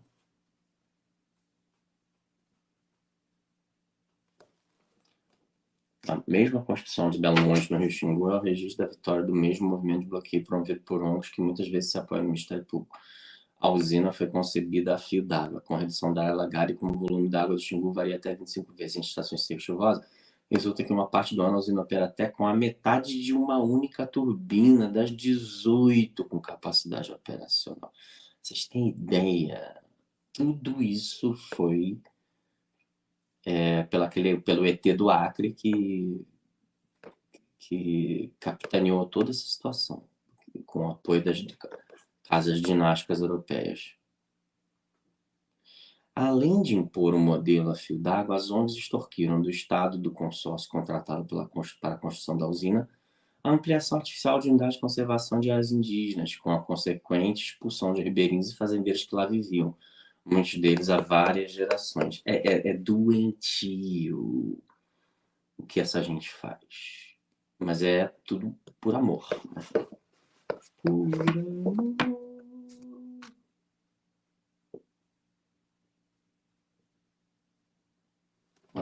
Aí quando a Venezuela parou de vender energia para Roraima, o Estado voltou para a termoelétrica, porque não deixaram fazer hidrelétrica.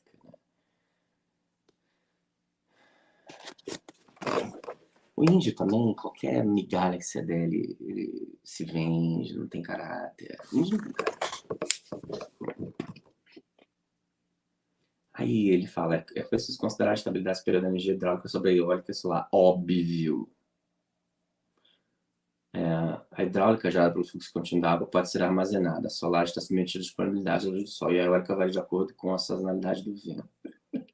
Lembra da Dilma? Não dá para estocar o vento, que, como se sabe, não pode ser represado como a água. Tá? Alguns dizem que dá para represar o vento dentro de saco, né? Saco de mercado, você peida e dá um nó rapidinho ali, né? O protetorado das ONGs do Ministério Público do IBAMA da FUNAI na Amazônia é exercido longe dos olhos dos brasileiros, mas suas consequências não atingem apenas a vida da população da Amazônia. Comprometem o futuro e os direitos de todos os brasileiros. Não tem homem lá para cair para dentro. Infelizmente, não tem.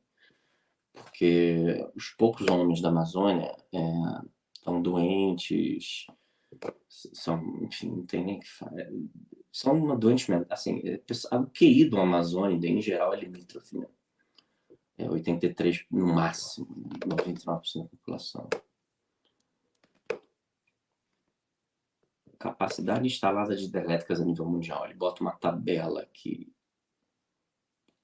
A China já está 4 vezes o Brasil, praticamente. Cara, o Brasil até tem muito, 1.351 usinas. Puta que pariu, muita coisa, né? 109 gigawatts. Estados Unidos, 101. Canadá, 82. Cara, Canadá, lixo, tem quase a quantidade de energia que o Brasil tem. Rússia, 55. Lixo, olha só, tem metade da nossa. Eles não deixam a gente chegar lá nenhum. Japão, 49. Tem noção, a gente está com 109. Olha, o potencial do Tapajós é maior dos potenciais. 32%. O potencial tá, tem em megawatts, mas e quantos por cento do total do Brasil, né? Só o Tapajós é 32% e Xingu 29%. Madeira 19%, e o resto vem um pouquinho aqui. Tambetas, negros, aí, branca, mas só o Tapajós poderia responder por 32% do aumento da energia nacional. E lá, tosco, cara, a energia lá é muito tosca. Naveguei muito pelo Tapajós. A Amazônia é nossa, a biodiversidade é deles. Os donos da biodiversidade são os donos do mundo. A Amazônia está destinada a se tornar o celeiro do mundo. Alexandre von Humboldt. Ele errou aqui o nome. O geógrafo, filósofo, historiador e naturalista alemão.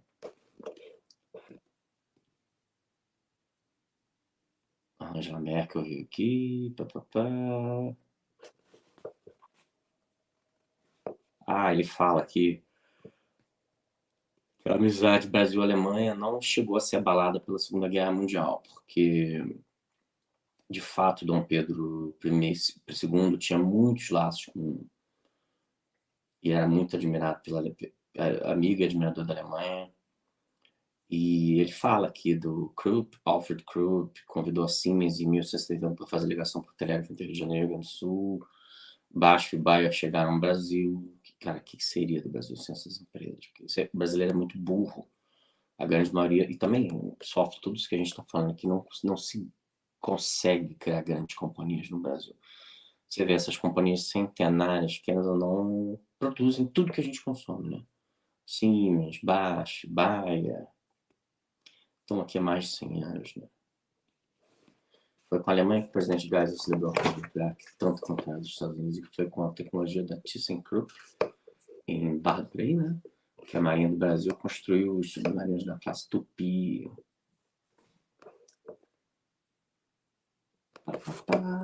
Levou a galera. Ele queria que levar a galera na Torre Alta, levou a galera lá na Torre Alta.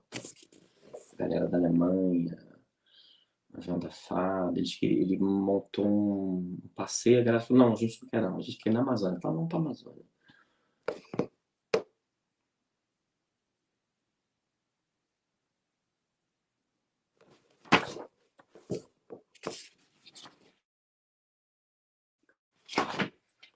Estado paralelo das mãos.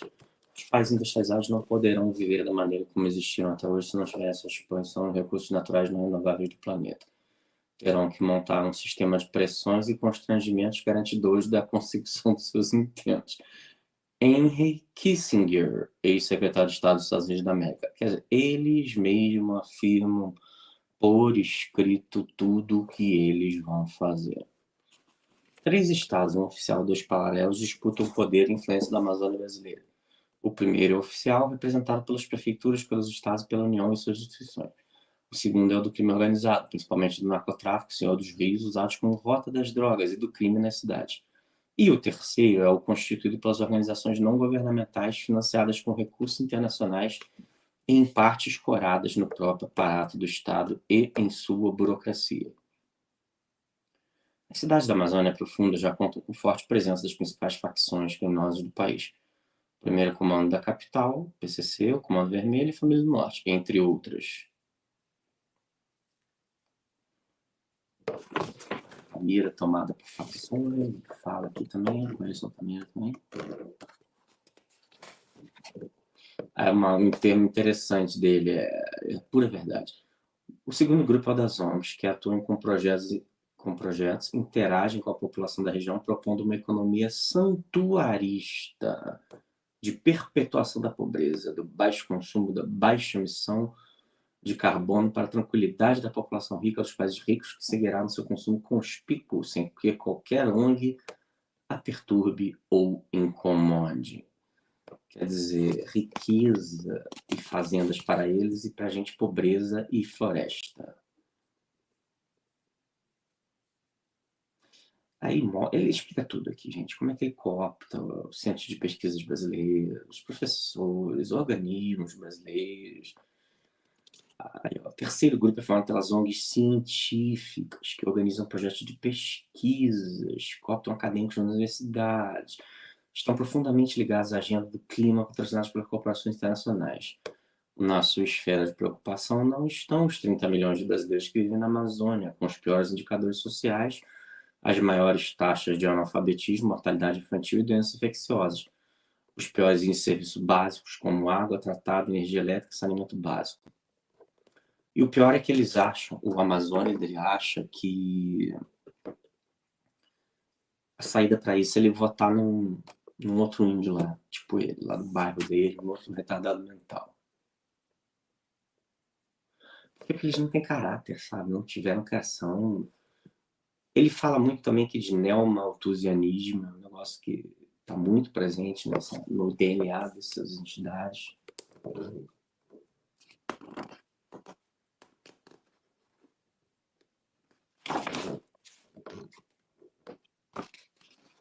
Por onde ando e andei na Amazônia, as histórias se repetem.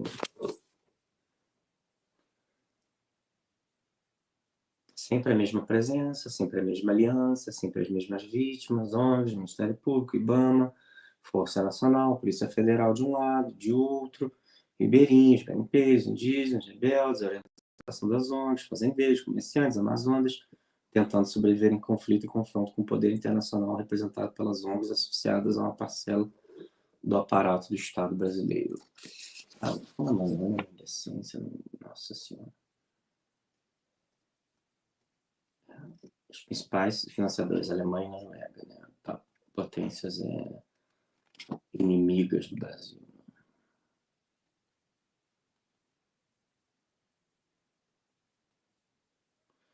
Aí ele fala das escolinhas que ele foi. Está faltando um Bruce Lee na Amazônia. Outro capítulo. Zaire também. Agência americana criada para fuder com a gente.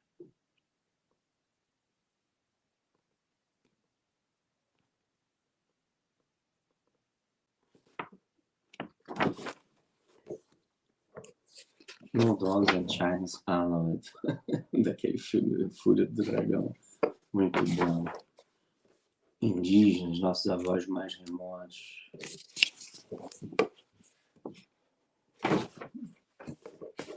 Triste a gente não se interessar por isso, né?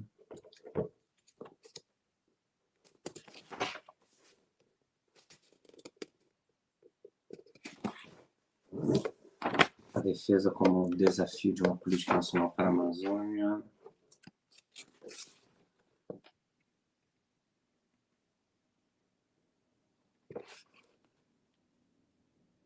Ele fala aqui das dificuldades da Marinha, projetos que nunca se realizam de defesa. Até o Níger está contra a gente. Agora é o clima, né? Tudo é o clima, né? Saída para o Brasil, aeroporto. O Brasil, a Amazônia, o futuro. A mais perigosa consequência da guerra é a que mais se deve recear nas batalhas, é a opinião. Na perda de uma batalha, arrisca-se um exército. Na perda da opinião, arrisca-se um reino.